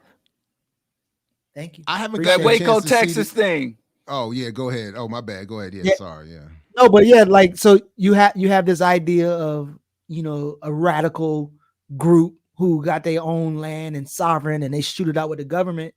And honestly, when I look up the file of the guns and the weapons collected, the motherfuckers look like the government. They had guns that the government got, like Jada said. And they was able to, I don't know how many days, I forgot already. How many days the standoff? Maybe it was there's over long been a pipeline between the U.S. military and all manner of white supremacist groups. I mean, that's where they get a lot of. I mean, but that's what Diallo was saying though. Like it wasn't really. Well, I guess it was white supremacist led, if you want to say that, but it wasn't really white supremacist. There was a lot of black people. I'm just talking about how they would have accumulated whatever the. Okay, right. They may not have been whatever adjacent or whatever politics.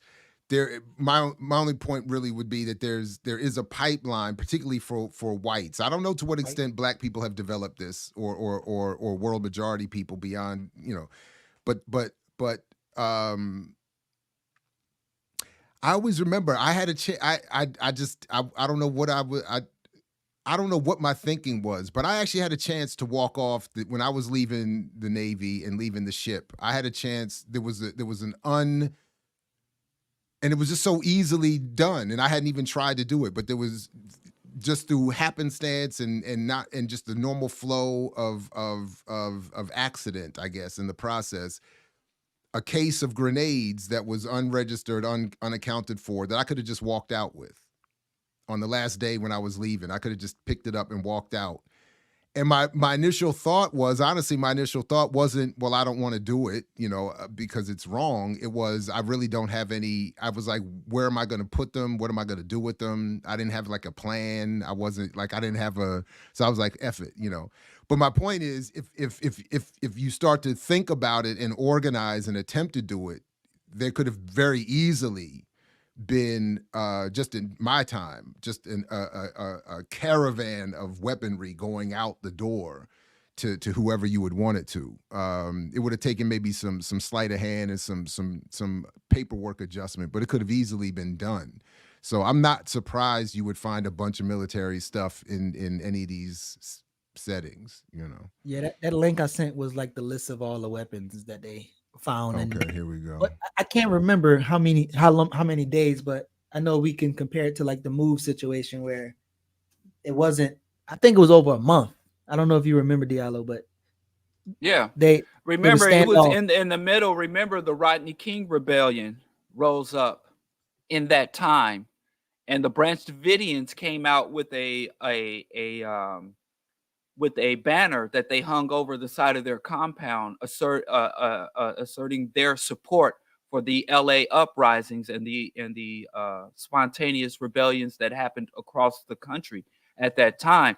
The Clinton administration tried to label the Branch Davidians as a white separatist. They called them a white separatist group, but a good a quarter of their membership was black. And they even had a higher percentage of black participation overseas. And they went in there and massacred. And this is, again, the Arsenio Hall jazz playing Bill Clinton, who could remember his campaign slogan was, "I feel your pain." And Toni Morrison called him the first black president. And there was a woman, attorney general. What was her name? That Janet Reno. Bloodthirsty. She was the first. He had two bloodthirsty, genocidal, Madeleine Albright and Janet Reno were feminist icons, still are these feminist icons. And they wanted to demonstrate that they could be as tough as the men. And by being as tough as the men, it means more aggressively and violently imposing the status quo than the men, their male predecessors had. So, and what's really sick about that is they literally rode over children with tanks. And if you look at some of the documentary footage, they zoom in, they showed like some of the children and participants. Sorry. They showed some of the children and participants like wearing certain clothes, like a red dress was really popular. And then when the tanks went in and rolled over, they rode over they showed the children's clothing caught up in the tank treads. And all that, they had been following David Koresh, because David Koresh was a cult leader. So he was exploiting children and just he did all the shit he was accused of doing. Mm-hmm. And he was in town. That same day they raided the compound, he was in town and they could have taken him into custody without incident. That's the same shit they did to, you remember how they took Malachi York down? He had a compound and they saw him leave out with 2 of his wives to go buy some fried chicken and shoe polish, and they caught him coming out of the store and took him into custody without incident. Whereas with this other predatory cult leader, they followed him out. He was not with bodyguards. He was just in a pickup truck going from store to store, and they waited till he got back to the fortified compound to announce they wanted to arrest him. And they called the media before the raid and announced to the media so that the media could have their satellite vans all there to take over the raid, because this was going to be same thing happened. No, the same thing happened here. And then, so one of the things, Timothy McVeigh is showed on the documentary supporting it, and kind of like, and then they kind of like insinuated that he was inspired by the Branch Davidian. But initially, even when they came with the tanks and stuff, they actually called the media too. So the media was there, and after they got their ass kicked the first gun battle, they didn't have enough ambulance trucks to pull their shooters, and the media actually had to carry one of the wounded people. And the media vans were blocking the road so that the ambulance that they called in didn't even have access, because it was a circus, because Clinton was really banging. Because when Clinton came to power, the media, the militia movement had exploded. And remember, that was coming off the heels of the Ruby Ridge siege. And the Ruby Ridge, where that white, now he was truly a white separatist. They claim he wasn't, but his wife was suckling their child, and a sniper shot her through the head, and the brain matter fell out on the baby that was being breastfed. And so those culmination led to the Oklahoma City and Timothy McVeigh carrying out his act, and then the conspirators all got in on that too. So that in that era, don't forget the Atlanta Olympic bombing dude that was on the run in for what, a year or something like that in '96. So right around the same time, like all of this, just to add to that context, like this. And what's most tragic is there were a lot of black people getting tangled up in that shit, where, again, like you were saying, well, this group of racist white people are against this group of racist white people, so I'm gonna pick a side. And I think it's really, to revisit this history is really important now, because with these Trump indictments, there is an undercurrent. There are rumblings of another right-wing uprising. Government facilities are on high alert right now, because if Trump is taken into custody, there have been valid and legitimate threats made. They already have their martyrs. They had that one woman that got popped at the Capitol. They're walking around with T-shirts of her, and then that other, and let me not use the slurs against white folks, but that other, white man that was issuing threats, and the feds went to have a discussion with him, and he went out in a blaze of glory. So they have their martyrs. Brother, the correct term is Bukra. Okay, Bukra. Until somebody black gonna call YouTube and tell them what Bukra means. Chill out. Right, they gonna tell. But anyway. Well, we say Bukra in Harvard right now, so we cool, right? All right, son and the two tragedies is, not only do black people get caught in the crossfire of these two oppressive factions, the liberal neoliberal factions and the conservative reactionary MAGA factions. Not only do we get caught in the crossfire of their bombings and their raids, some of us actually pick sides and really believe we have an ally in all of this internal conflict. And I talk about the myth of white unity, because there's still this overall myth that white folks are more unified than other races of people, which is why they have so much power, because they stick together and we're crabs in the barrel and stab each other in the back. And because many of us have come up in and been indoctrinated in the myth of white unity, that white folks stick together while we tear each other down, a lot of times when they see white factions fighting each other, they tend to be like, well, we have to pick a side. And we have to, because one side is definitely the side of justice. We just can't imagine two evil motherfuckers banging against and attacking each other because they're all unified. So my main thing is we have to not get caught in the crossfire of this shit, and we have to not pick a side in this shit.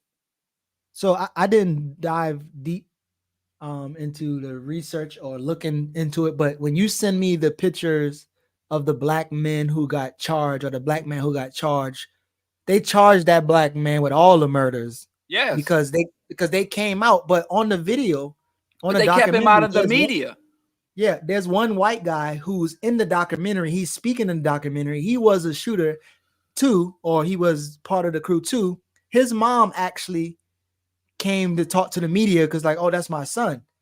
But he looks like he's on the documentary. It don't look like he got charged. So right. I don't know if it has a detail of like why he didn't get charged and why the black men and whoever else got charged for all of the murders. Like, actually, the brother was actually in an administrative position. He actually was head of the UK chapter. I think it says it there. Oh no, it doesn't. But he was actually head of the UK chapter. So yeah, and it was curious to me from day one. People were like, "Oh, these white separatists, these white separatists, a compound." And I'm like, "How are they white separatists when there's mad black people up in there?" Many of them were like of Haitian descent, and from the Caribbean. Most of them were from the Caribbean. They were black migrants who came here and said, "Well, this is a God-based community. This is a godless community." I literally say, it's akin to some Jim Jones shit on U.S. soil. And those black bodies got literally and figuratively buried to push a narrative of Bill Clinton was fighting against white nationalists and white separatists on behalf of black folks who put him in office. Yeah, I think we've both talked about the Turner Diaries before. Diallo, you're being asked if you're familiar with them. Very familiar. My favorite part of the Turner Diaries is when this racist, bloodthirsty racist said that they will have what is called like-minded minorities.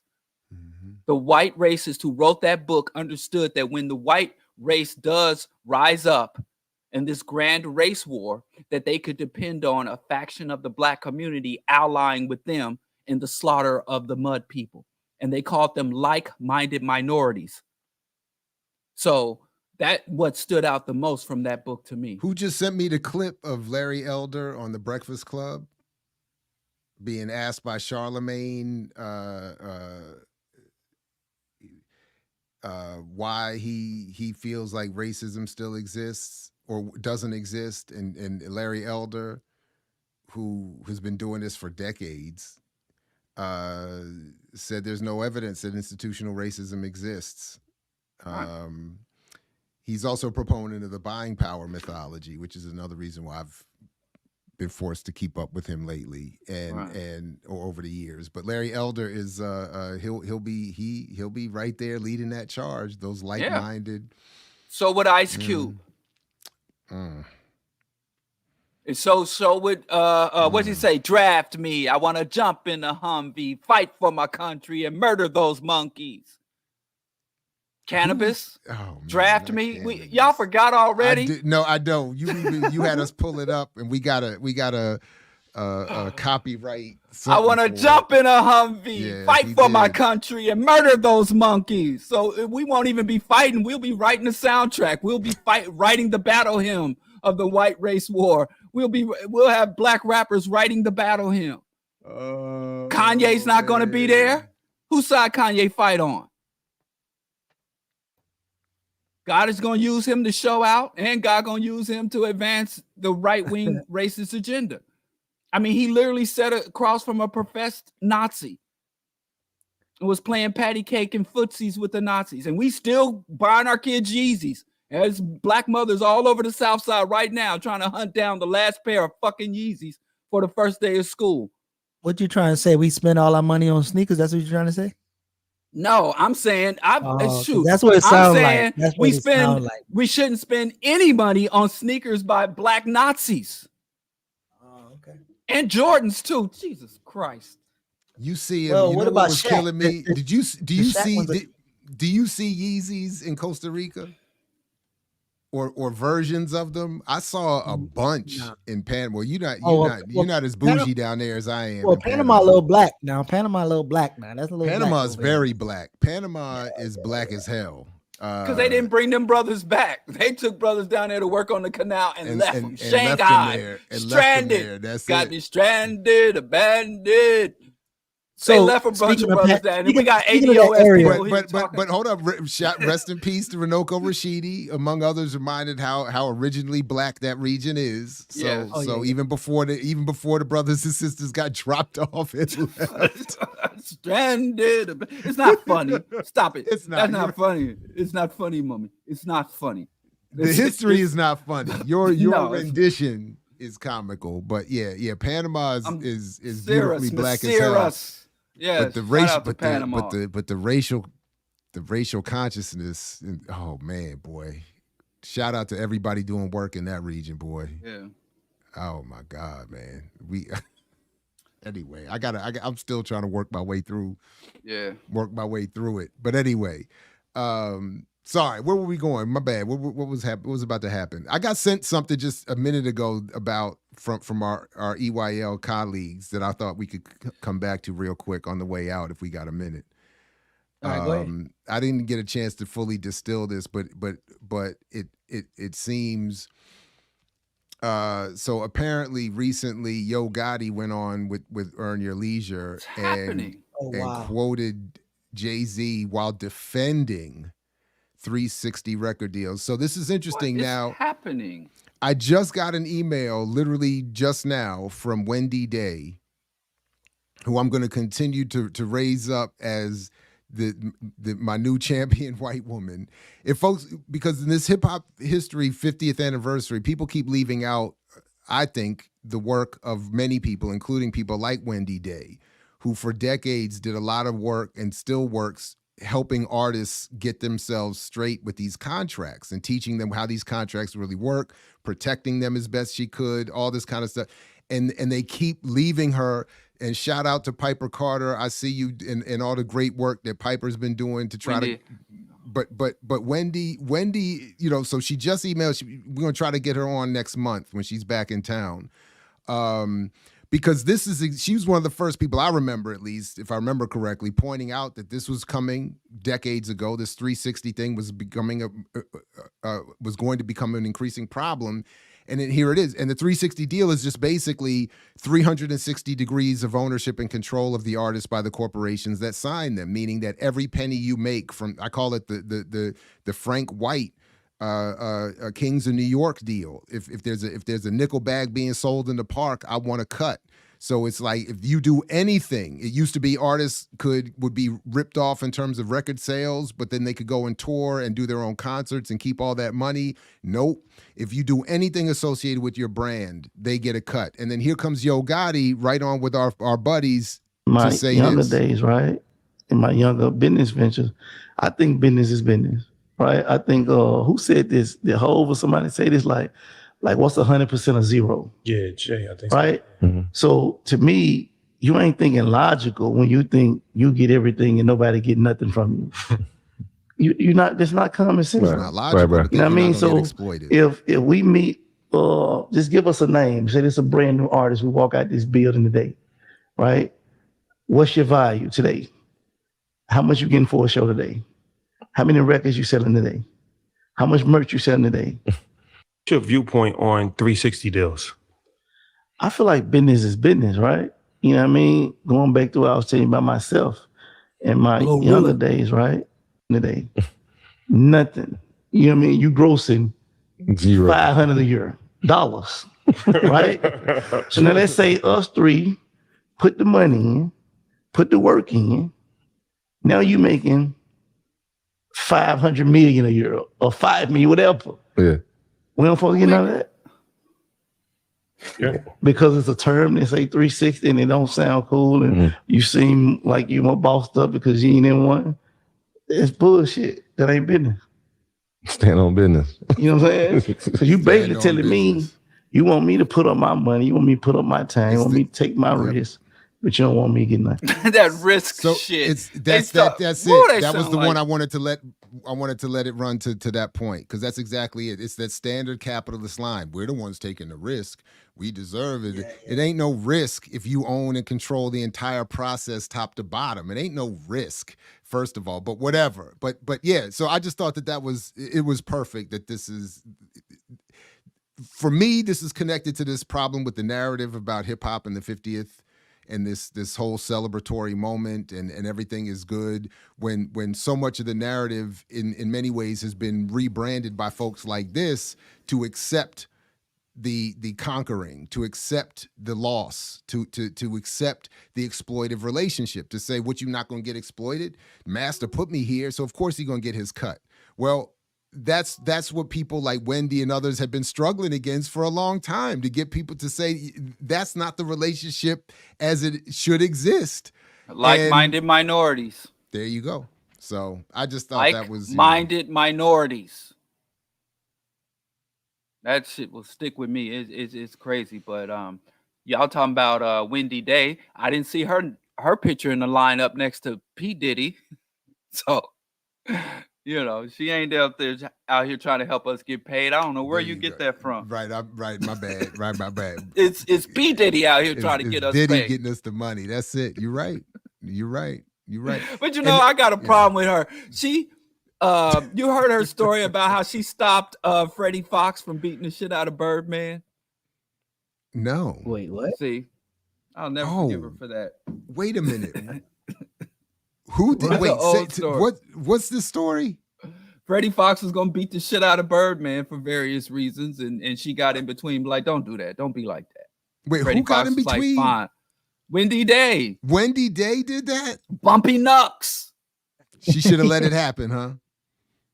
Oh, I don't condone. No, we don't condone violence. Exactly. But I don't. But when I see violence, justified violence happen, sometimes I'll look the other way of it. Is looking the other way condoning? I don't think those are the same thing. But anyway, Diallo, you got till next week to finish the book. Shirley, okay, yeah, we can do it. Shout out to Shirley. Not next week, but the week after next.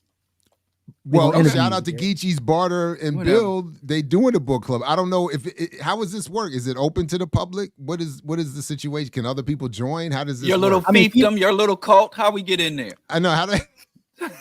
He didn't even Diallo, send you me the link. You can't. I'm like, there, send like, me the link. See, I knew it because Diallo banned.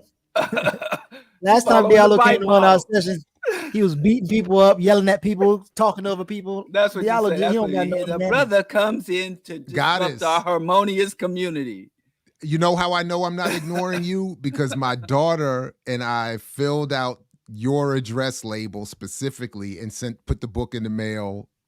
What was it? 2 days ago. So your book is definitely on the way. You are not being ignored. We sat in that joint for 2+ hours. Thankfully, thanks to everybody. Hey. But we put in work to get you your book. Man had told me I can't have Diallo in our study session. So of course, you just I'm not going to come and disrupt the harmonious community that you have built around yourself. Ricky, and when the feds I'm kick in your compound, I'm not. Last time Diallo was there, he was yelling at people. He was cutting people off and calling people stupid. I was like, Diallo, man, I had to kick him out. Bro.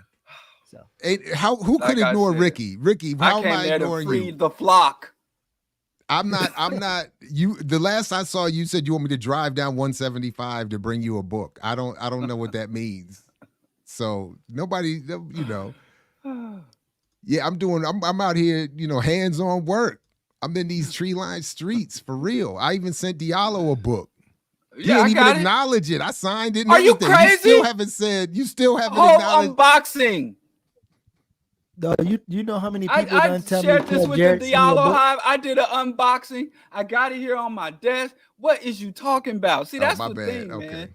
Nope, the fame is gone to your head. Tell the people about I owe you $10, Geechee. You were right on that bet. What was the bet? About how you was gonna start acting after the hardcover came out. Yeah, I am. You better believe it. See, I'll cash app you that $10. Yeah. You was right. I was wrong. I was like, nah, brother gonna remain It's humble. It's a 360 deal. So I'm gonna need $10 a month now. You ain't. It was a 360 deal. Hey, Jerry, that's his business. It's business. We Jerry, business, boss. I can't just be sanctioning you to send books out to everybody who asks. I get like 3 inbox. Hey, tell Jared to slide me a book and send me. I'm like, ain't no way I can. Yeah, I get got all- to fish for compliments. You see these chats? You see these chats? I'm This out dude here looking for struggling. compliments, man. I'm I need you to trying Oh, to please! survive. Nobody gets more hate in the chats than me. Stop it. I Stop. need you to speak to the The only people, person Jared. that gets love in the chat is Only, Geechee. Geechee's the only one that gets love. Well, he's a Diallo, cult the leader. only He's time, charismatic. He knows how to manipulate the masses. No, actually, they be cracking on my lack of class, and I don't have a lot of money, so my computer be messed up. I be glitching. They be cracking on me. So I the don't only get no time love. Diallo gets more hate than me in the chat is when he's directly engaged with BAP. When you were, that was the only time I've seen you get more heat in the chat, is when you took on the whole BAP community and the leadership on down. I was in the chat. That's the only time. Usually Diallo got a whole fan club and you got somebody whose handle is Diallo's biggest fan. I can't See what I mean? acknowledge that. See what I mean? Look, this the type of hate I be getting.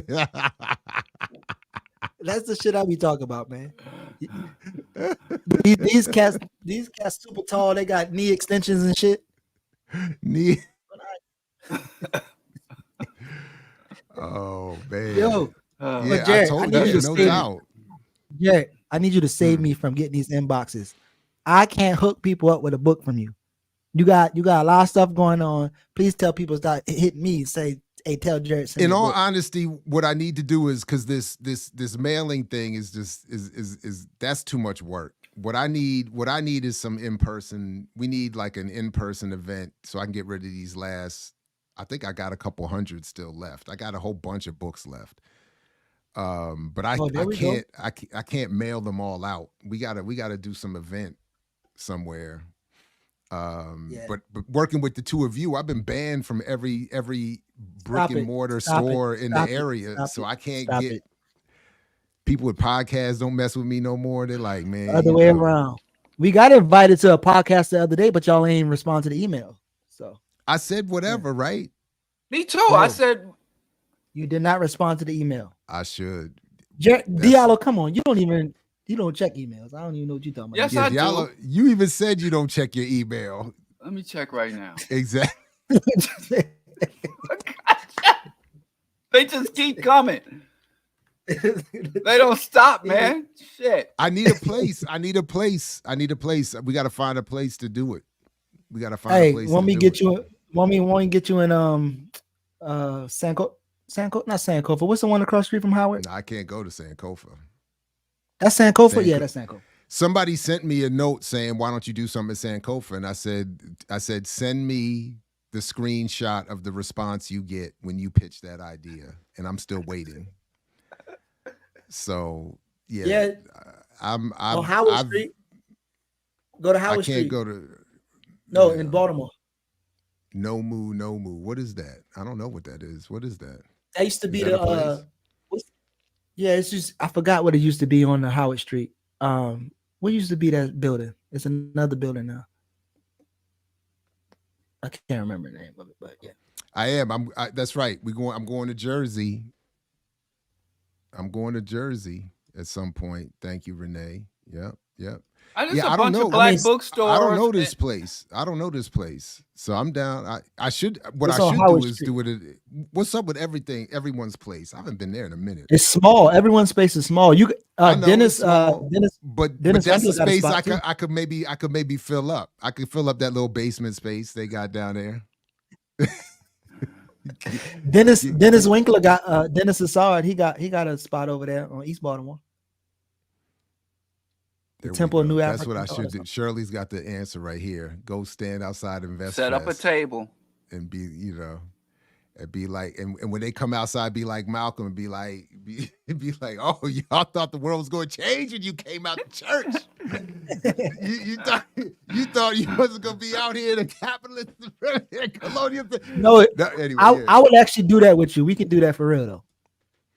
We can go stand outside Invest Fest. We would have to right have after a they camera come out. on. That would be hilarious.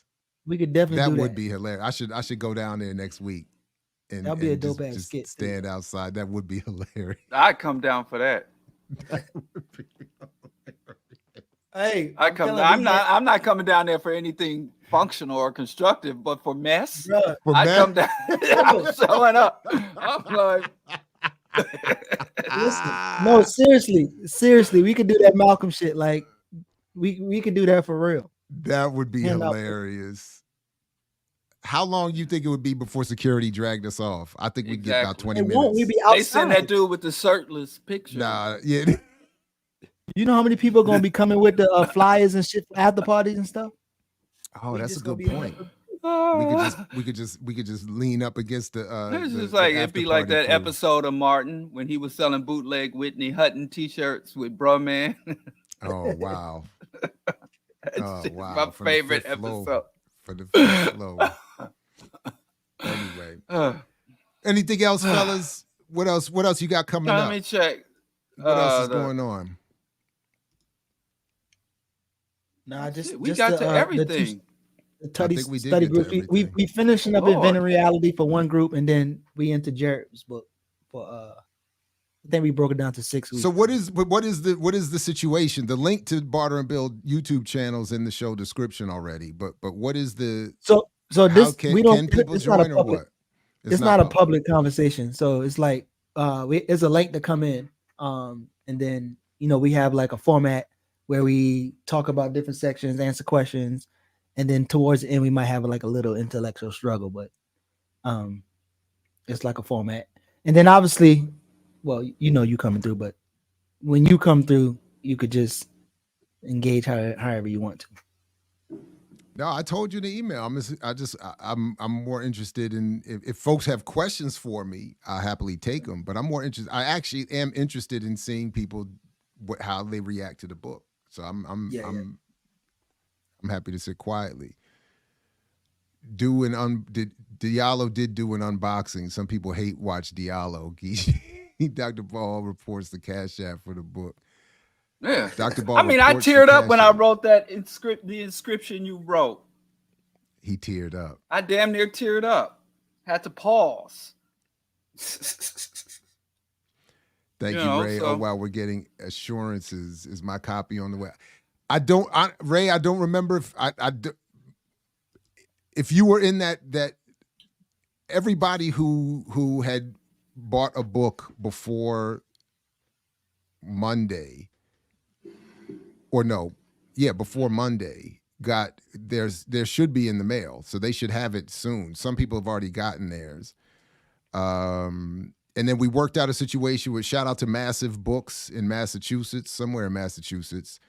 I sent them, I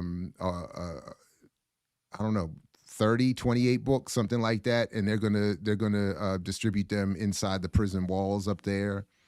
So I like, that's a nice little project. I appreciate that. And but everybody who signed up for one or sent, should be getting. Yeah, absolutely, Coco. Yours was signed. Everybody, I believe I got that too. Everybody who wanted a signed copy got it signed. So yeah. Black Alliance for Peace is coming to. They ain't coming. They're coming to Illinois. Oh yeah. They already in Chicago. Don't they got a Chicago? No, they're the Black August event. But it's in Aurora. Who goes to Aurora? I have to put my fingertips to my chest. I'm in the city. I don't leave the city limits. Nomney in Baltimore? Nomney in Baltimore now? I'm not entirely sure, but if I didn't know that. if Obi, if you are you where exactly? I don't know exactly where you are. I thought he was in Ohio. But if you're around this weekend, we can work it out this weekend probably. And I don't know, do you come out to Columbia? I don't know if people come out to Columbia. Otherwise, I'll be in Baltimore. I mean, starting next week. I mean, I'm in Baltimore 5 days a week. Oh wow, I ain't know. Brother. That ain't right. It really isn't. It really Seriously. isn't. It's some shameful. They really did me dirty on that one. Maybe I'm mixing the Nomneys. Maybe they ain't the Nomney I'm thinking of. But yeah, he in Baltimore, and he says his dad. I say you need to go work for HBCU. Black people, we treat our people better. You do better. Oh, better. Yeah. So I will have a stack of books, and I'll bring them to my office. So if folks want to meet me at Morgan, we can do something. All that time I thought the Namdi. Now I know who this is, but I thought this was the Namdi from Ohio, but that's one in Baltimore actually. Okay, yeah, you got to keep track of your Namdis. Now I'm getting online threats. Whoa. Now, did I say that? I said that we're all vulnerable. You see all them names on there. You saw those figures. I don't want no smoke. It's very seductive. Yo, seeing Coco flip Diallo tall ass will be funny as hell. Yo, put him right on his head. And I think she could do it. I know she could do it. I think she got could do people it. here. It don't matter. The people you there don't check in. You come to Chicago. Oh, Big James! Look at that! Look who lives in Aurora. Oh, then I gotta come down. Then I do have to come down. I didn't know James was down. I might have to make the drive down. You better be on your P's and Q's with James. Because that's my dog. What you talking about? That's my dog. When I said I got people, who you think I was referring to? Okay. Who do you think I was referring to when I said I had people? I'm talking about James. God damn it. Oh, okay. When am I going to join? Again. Have I been invited to the study group? Have I ignored an invitation? I hope not. What study I'm group? not sure. I think they're talking about Geechee's little fiefdom. Hey. Thank you, Shirley. See? I don't even know who that is. So I'm not sure either. But I hope I didn't miss any. You need the cash app. Tell us what he wrote in that book. Say it. So there you go. There you go. There's all the relevant, pertinent. Oh, that Socialist conference in Chicago. Oh yeah, Socialism. That's right up the street. That's the one with, I need to raise money to go to the Socialism conference. They got like freaking InvestFest prices. Ray, you're not forgotten. Thank you for the super Robert chat. Kelly you're not forgotten. Huh? No, I've been to Socialism conference. I went there. I'm saying this one got Robert Kelly and Angela Davis. It depends on who all over there. Because I went to see Aaron Dottie Roy. When Aaron Dottie, I don't know if I got to look at the list. I went to see Aaron Dottie Roy, and I went to see Boots Riley. My first time being in the room with Boots Riley, and it was a really interesting discussion. Your boy was there. Who's the Edge of Sports podcast? Dave Zirin. Yeah, so he was in there, all up in there. So I mean, they be having some decent folks there, but you know. So I don't know how you call it Socialism conference, and it's not free admission. Folks mixed. Dave Zirin popped up during our football talk the other day, so just you might want to check that out. He showed up. We put out the call for him real quick. He showed up real quick to talk about his documentary about the NFL and the state. So folks can check that out. That panel, yeah.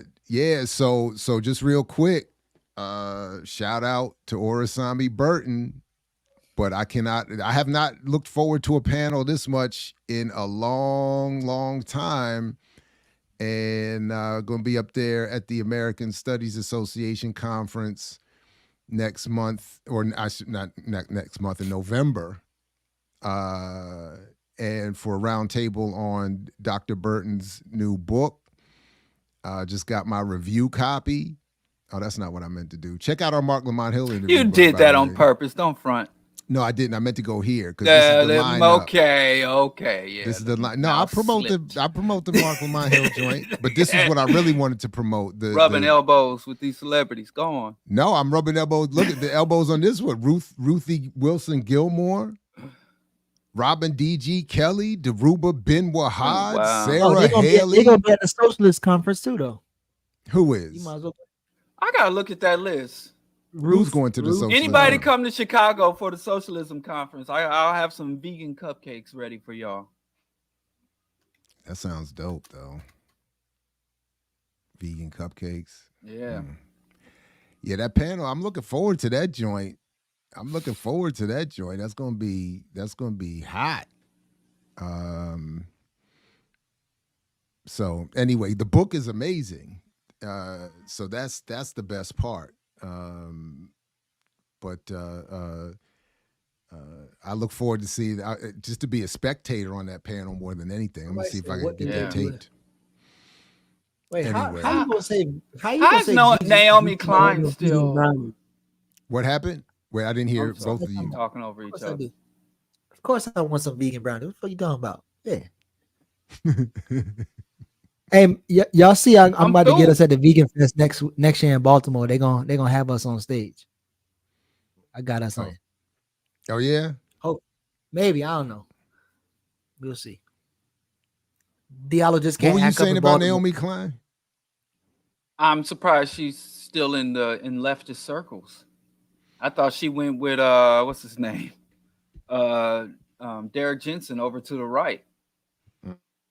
I don't know. I mean, I haven't paid white folks be attention playing ideological hopscotch, man. The last thing I saw from her is when I raised it with your girl Ava Chomsky, was when Naomi Klein went at Michael Moore for his Planet of the Humans documentary, and I was like, I thought y'all were friends. I thought y'all was on the same. Yeah, I thought she was leaning to the right. I thought she was gonna do that grift, like your homeboy's homeboy. What's that? The guy, Cornel West. Went to Russell Brand. Oh, Russell Brand ain't never been left. Russell Brand. Yes, he was. I have to say, well, at least his rhetoric was. What, anti-war stuff? Like what? What? Just all of his stances were leftist. His stance, economic point of view, his anti-militarism ideas. He's a full-fledged right-winger now, but at one point he was a bona fide leftist. Like 6 million YouTube subscribers without being right-wing. You know. Yeah, he went over to the right. Derek Jensen and lost his goddamn mind, and I thought Naomi Klein was joining those ranks. Jensen was already weird, but yeah, he has some shit. I mean, what you mean he was already weird? He just was kind of a weird white guy. Good white folks. He was good white folks. He always been good to us. Yeah, I mean, that's all I know is his books. All I can go off is what the dude wrote down on paper. Other than that, I don't know nothing about him. Y'all the ones be looking into the personal lives of these people, all up in these folks' business. All I know is what you write and publish. I read that. And that's what I go off of. Diallo, of all people, Diallo, of all people, are you serious?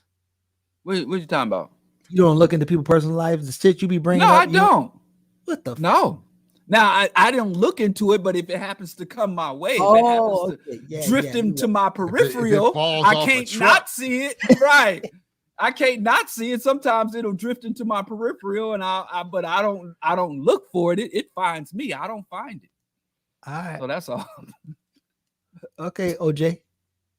All right. It works. Okay. All right. I guess that's it. We good. I'm gonna have to go down to else? Aurora if James is gonna be there. It's a long ass drive. I forced one of my sons to ride with me. But again, that's the point I'm at with my parenting. My children don't go nowhere with me unless they're forced.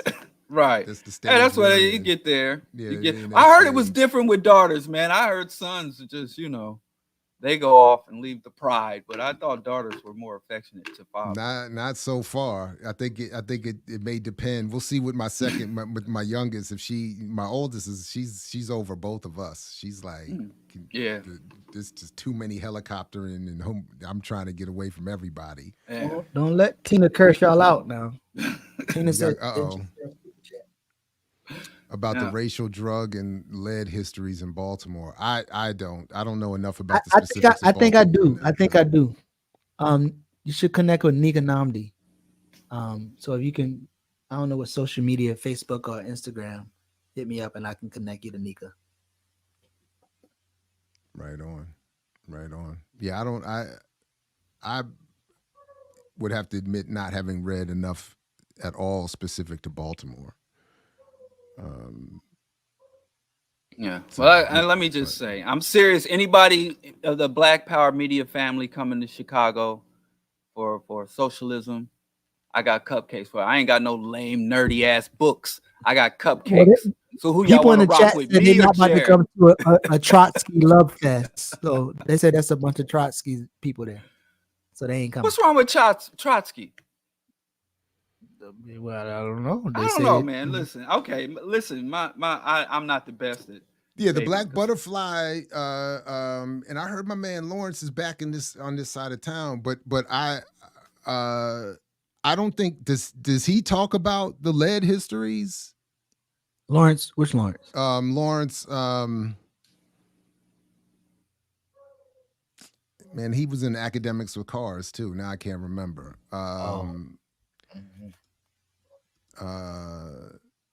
Let me see if I can Ricky find said it he real does. quick. Ricky said he does. Oh, he does? Okay. What's it? Lawrence Brown, right? Is that his name?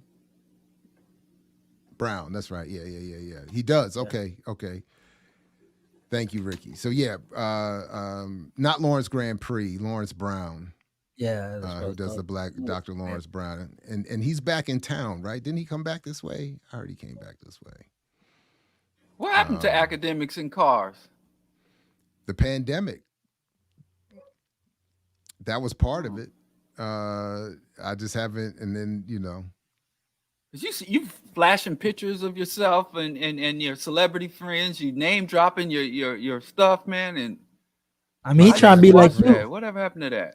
Who, me? Yeah. I'm a man of the people. I don't know nobody that got nothing. The last one, and the last one we did was with your boy. I know. Where he said Gotta he was bring young, that pretty, back. and hard. It was fun, man. I had a good time with it. We had Dave Zirin was in one. My godfather was in one. Took a ride in a Tesla, in Diedrich Muhammad's Tesla when he was taking me to my car. There we go. Yeah, there it is. Yeah. Lawrence Brown. I mean, right you there. name dropped that. That brought. I forgot all about it, man. Out of sight, out of mind. I completely. When you said that, I'm like, oh, right. Academics in Cars.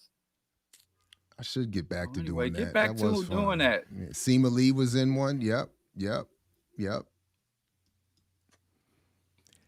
I know. Yes, I know. I but agree. I needed a trying ride. to brag. I needed a ride to get my car. we just got in the habit of shitty name dropping, and here you about to start trying to flex with shitty shit. Who am I flexing with? Talking about a Tesla. Don't nobody care about you riding in a Tesla. Nobody's impressed. You riding in a Tesla. It's the only time I've been in one. Scumbag's car. I'm okay. just saying, we just got Geechee out of the habit of his shitty name dropping. Oh, okay, my bad. Playing golf with OJ and all the stuff he used to I didn't say I was hanging out with Elon Musk. I said I got a ride. But still, it's to say, what's the difference? I ain't never been nowhere near Tesla. I don't even drive on the same block as Tesla. So I should have said no to the ride. I should have said, man, I gotta get it. I gotta academics on public transit. So y'all gonna act like Diallo had a Tesla when he came to Atlanta? Him and his wife rent a Tesla. They was riding around in the Tesla. Y'all ain't gonna remember that. Nobody remember that? No, nobody can remember something that didn't happen. Oh, okay. Well, sure we can. Memory's fickle. Yeah, I saw you pull up and it had rims on it. You put rims on that joint, even though it was a rental. He put rims on a rental. Yeah, that's a real thing. I knew mad cats that had stacks of rims in their room. And when the summer come around, they get like an extended rental and throw them rims on there. But, you know, shout out to Atlanta. I guess I shouldn't name the company, but we got like an economy car and dude hooked us up with a big body truck. You know, I was like one of them real down south boys. You didn't see the truck I had for no money. Yeah. He was just like, we walked to the little economy car and he's like, yo, come over here, and gave me one of them big body boys. I was sitting up high, sitting on 20s. So I did the Atlanta the right way. I did Atlanta the right way. Y'all see that truck I was in? Paying economy price for luxury rides. It wasn't no electric. It was a guzzler, but yeah. So shout out to Atlanta. I don't know if I should name drop the car rental place. I mean, too late. You don't got a boy in trouble. I mean, they didn't pay us. Look, we can barely afford your salaries. So if they're not paying the platform, we can't be shouting out folks, man. Who you got to shout out? Oh, the car, we can't afford. No, if they didn't pay us, we can't afford you as it is. So if they're not paying the platform, we can't. Man, listen, Diallo's salary be killing this channel, man. We got to redo our business model. I got a proclivity for plastic beads, so you know, I got to stay draped. No more than three, no less than three chains. No, Diallo's like the real rich. He don't show his money he don't wear his money. I literally am. He invests it. Buried in them plants back there. These are propagations. I be going up in the plant store picking shit. I come tryna- home and he put it tryna in glass. Yeah, grow but I his know money. how to live good off of nothing, man. I know how. I'm a gorilla. Oh boy. Glorilla? Off the land. Now he's a You guerrilla Glorilla? movement. You Not Glorilla? what's That's what happening you said? in the Sahel. Gorilla. It's happening in the south side of Exactly. Chicago. Yeah. Underground. From 63rd. He Glorilla from Frugal 63rd. swag. Gorilla luxury. I should All teach right, a I should start a conference and teaching people how to live good off of next to nothing. So That's really earning that's your the leisure right conference. there. That's what it is. Yeah, That's we the can set up a conference you need to conference. organize. $1,300 a pop. Diallo said he's a Glorilla intellectual from 63rd. All right, so definitely next week, at minimum, we're going to do our Invest Mess review in celebration of that conference. I am it's doubtful, but I am gonna go ahead and look into, is there any possibility that I might actually be able to show up down there for real? And I'm gonna look into it and see if we can quickly get some tickets and have an EYL, the battle of the EYLs. Yeah. That would be funny. I'm gonna look into it. Hey, Just for I the don't think sake of but the them joke. dudes are so, like I said, they dead inside. I think we need to come there in the spirit of brotherhood and try to lift them cats up, because how they got all that money and be so damn humdrum. They don't got no money, bro. I They don't got the called money. P. Diddy and I said to Diddy, come out. No. He said he And then thought of him. I'd be like, soon yo, he woke up. I talked to Diddy, y'all. I got Diddy's home woke up. number. The first thing on his mind You was know, Diddy. His baby mama don't even have his number. I called Diddy yesterday, like, how you sitting there? I called Diddy, and I didn't abuse the number. Like, dude, wake up. What you got all that money for? And you just so down, like Eeyore, like Eeyore. lavish. Trying to be humble. Like, listen, you can't act Cats like is you for didn't. real dead rich. inside. I'm so Right. rich. Woe is me.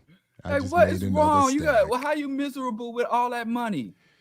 So I don't know if we can go there and confront them. I think we need to go there and embrace them. You know. So the week after that, if Diallo finish your book, we're gonna give you an interview. Your EYL. If he finishes the book. Hey, I got my If you master's can. degree cramming overnight, so I'll be shit. You know, Not 40 next minutes week, but before the following week. You got I'll 2 be weeks. like, okay, you think so? That's just more procrastination. I'll be sitting there, cliff notes. Exactly, Ricky. Ricky, that's exactly what I was thinking. That's exactly. Didn't you see the clip, Dreptomania? I know you dropping super chats on us, but didn't you see the clip we played earlier, where the fellas calmly and without much energy explained how you can't take advantage of having somebody's number? Diallo, I'm gonna need that to be your tag name Intellectuals next week. deserves Glorilla. I Glorilla said intellect- gorilla. No, you Glorilla intellectual. From Glorilla. 63rd. I'm gonna need you to put that in. FREE, capitalism free. I got 99 problems, and the biggest one is me. That's what she said, didn't she? Now the biggest one is when people. I will do what I can to link whoever with whoever. But the biggest one for me is people thinking I have control over Daruba's calendar and phone. Seriously, the amount of requests I get, it's almost offensive how many times people contact me just so they can get in touch with Daruba. And I'm like, first of all, it's not, I have no control over that. Yeah, but a lot of folks want his number. And I'm like, yeah. Killer Mike didn't set you straight. You real careful with folks' that's numbers right. now. I can't, because I That's can't Killer take Mike another one of shut them you texts, down. boy. I can't take one more. I cannot take any more rejection on that level. Boy. It took Ooh, me that right was back cool. to 6th grade. I was like, God damn. You sent him that note. Do you like me? Yes. Do you no. exactly? Circle I one. sure did. I was like, circle 1.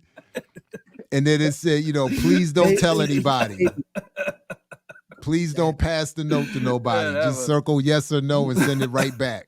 And he was like, no, get the hell away from me. I was like, damn. If we go to Atlanta again, we can probably do a show at his barbershop, yo.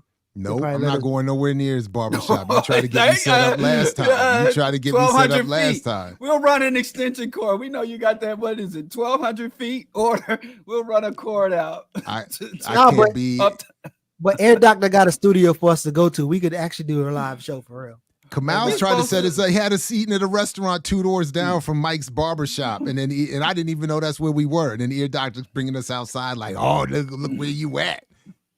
And then Geechee in the chat talking about, oh, you pulled up. You pulled up. What you got to say now, Mike? I'm like, damn. You told me you wouldn't go down there. And I was like, all right, let me go with you just in case we had to pop off. Man. And don't the Reeds have a studio? We were supposed to go in Baltimore. They waiting for us to come down there. They said whenever we ready. I thought we had it all set up. The DJ. Well, y'all ain't pick a month. My birthday month is October. Y'all want to go October? Mine is September, first of all. Mine is November. Oh, damn. Well, we don't care about none of y'all birthdays. That's 3 months in a row. We got 3 months of EYL birthdays. I don't celebrate birthdays. I'm a Jehovah's idiot. Wickedness. I'm sorry, Jehovah's wickedness. We don't acknowledge birthdays. We way too humble. Our humility surpasses all others. I acknowledge it. I don't know if I celebrate it.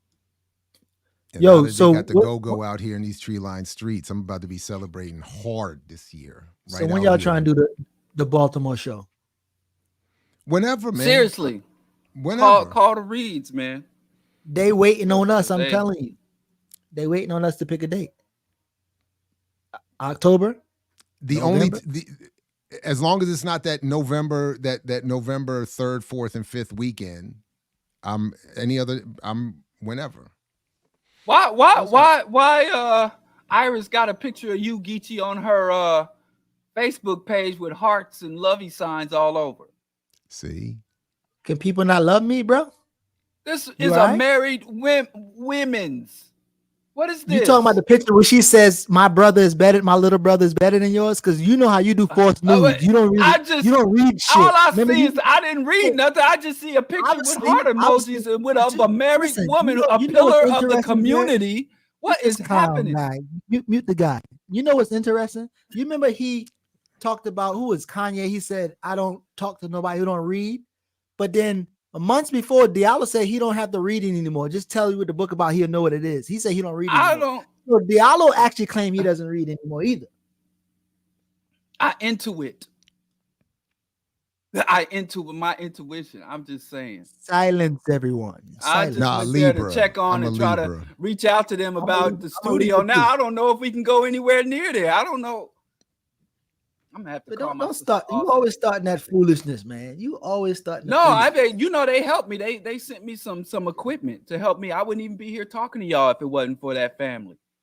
But to be perfectly honest, I don't pay attention to these signs. One, because if you understand, as I think I do, the Kemetic Great Year, over enough time, the signs aren't going to be in the same place during the given month that they are now. So being born in September would not mean some 1,000 years from now, would not mean being a Libra. I'll be in that month will be in some other different whatever. So it's so what? I'm going to be Virgo next month?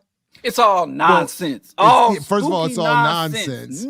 But we're moving. So and there's the rotation. There's the rotation of the 26,000 year rotation of the precession of the equinoxes, as they say. So Diallo, every time you start some fool shit, this shit like this happen. Every time. What? What are you talking about? Like you like to instigate the fool shit, yo. That's what you be doing. We talking about astrology now. What are you talking about? I don't know what inappropriate thing are you trying to deny?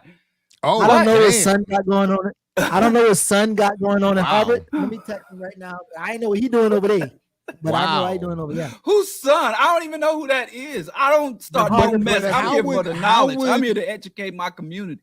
How would our dearest Imani know this? Well, Diallo, silly ass, keep talking that fool shit he be putting up. But I'm saying, I'm taking this back to my initial question about how we understand how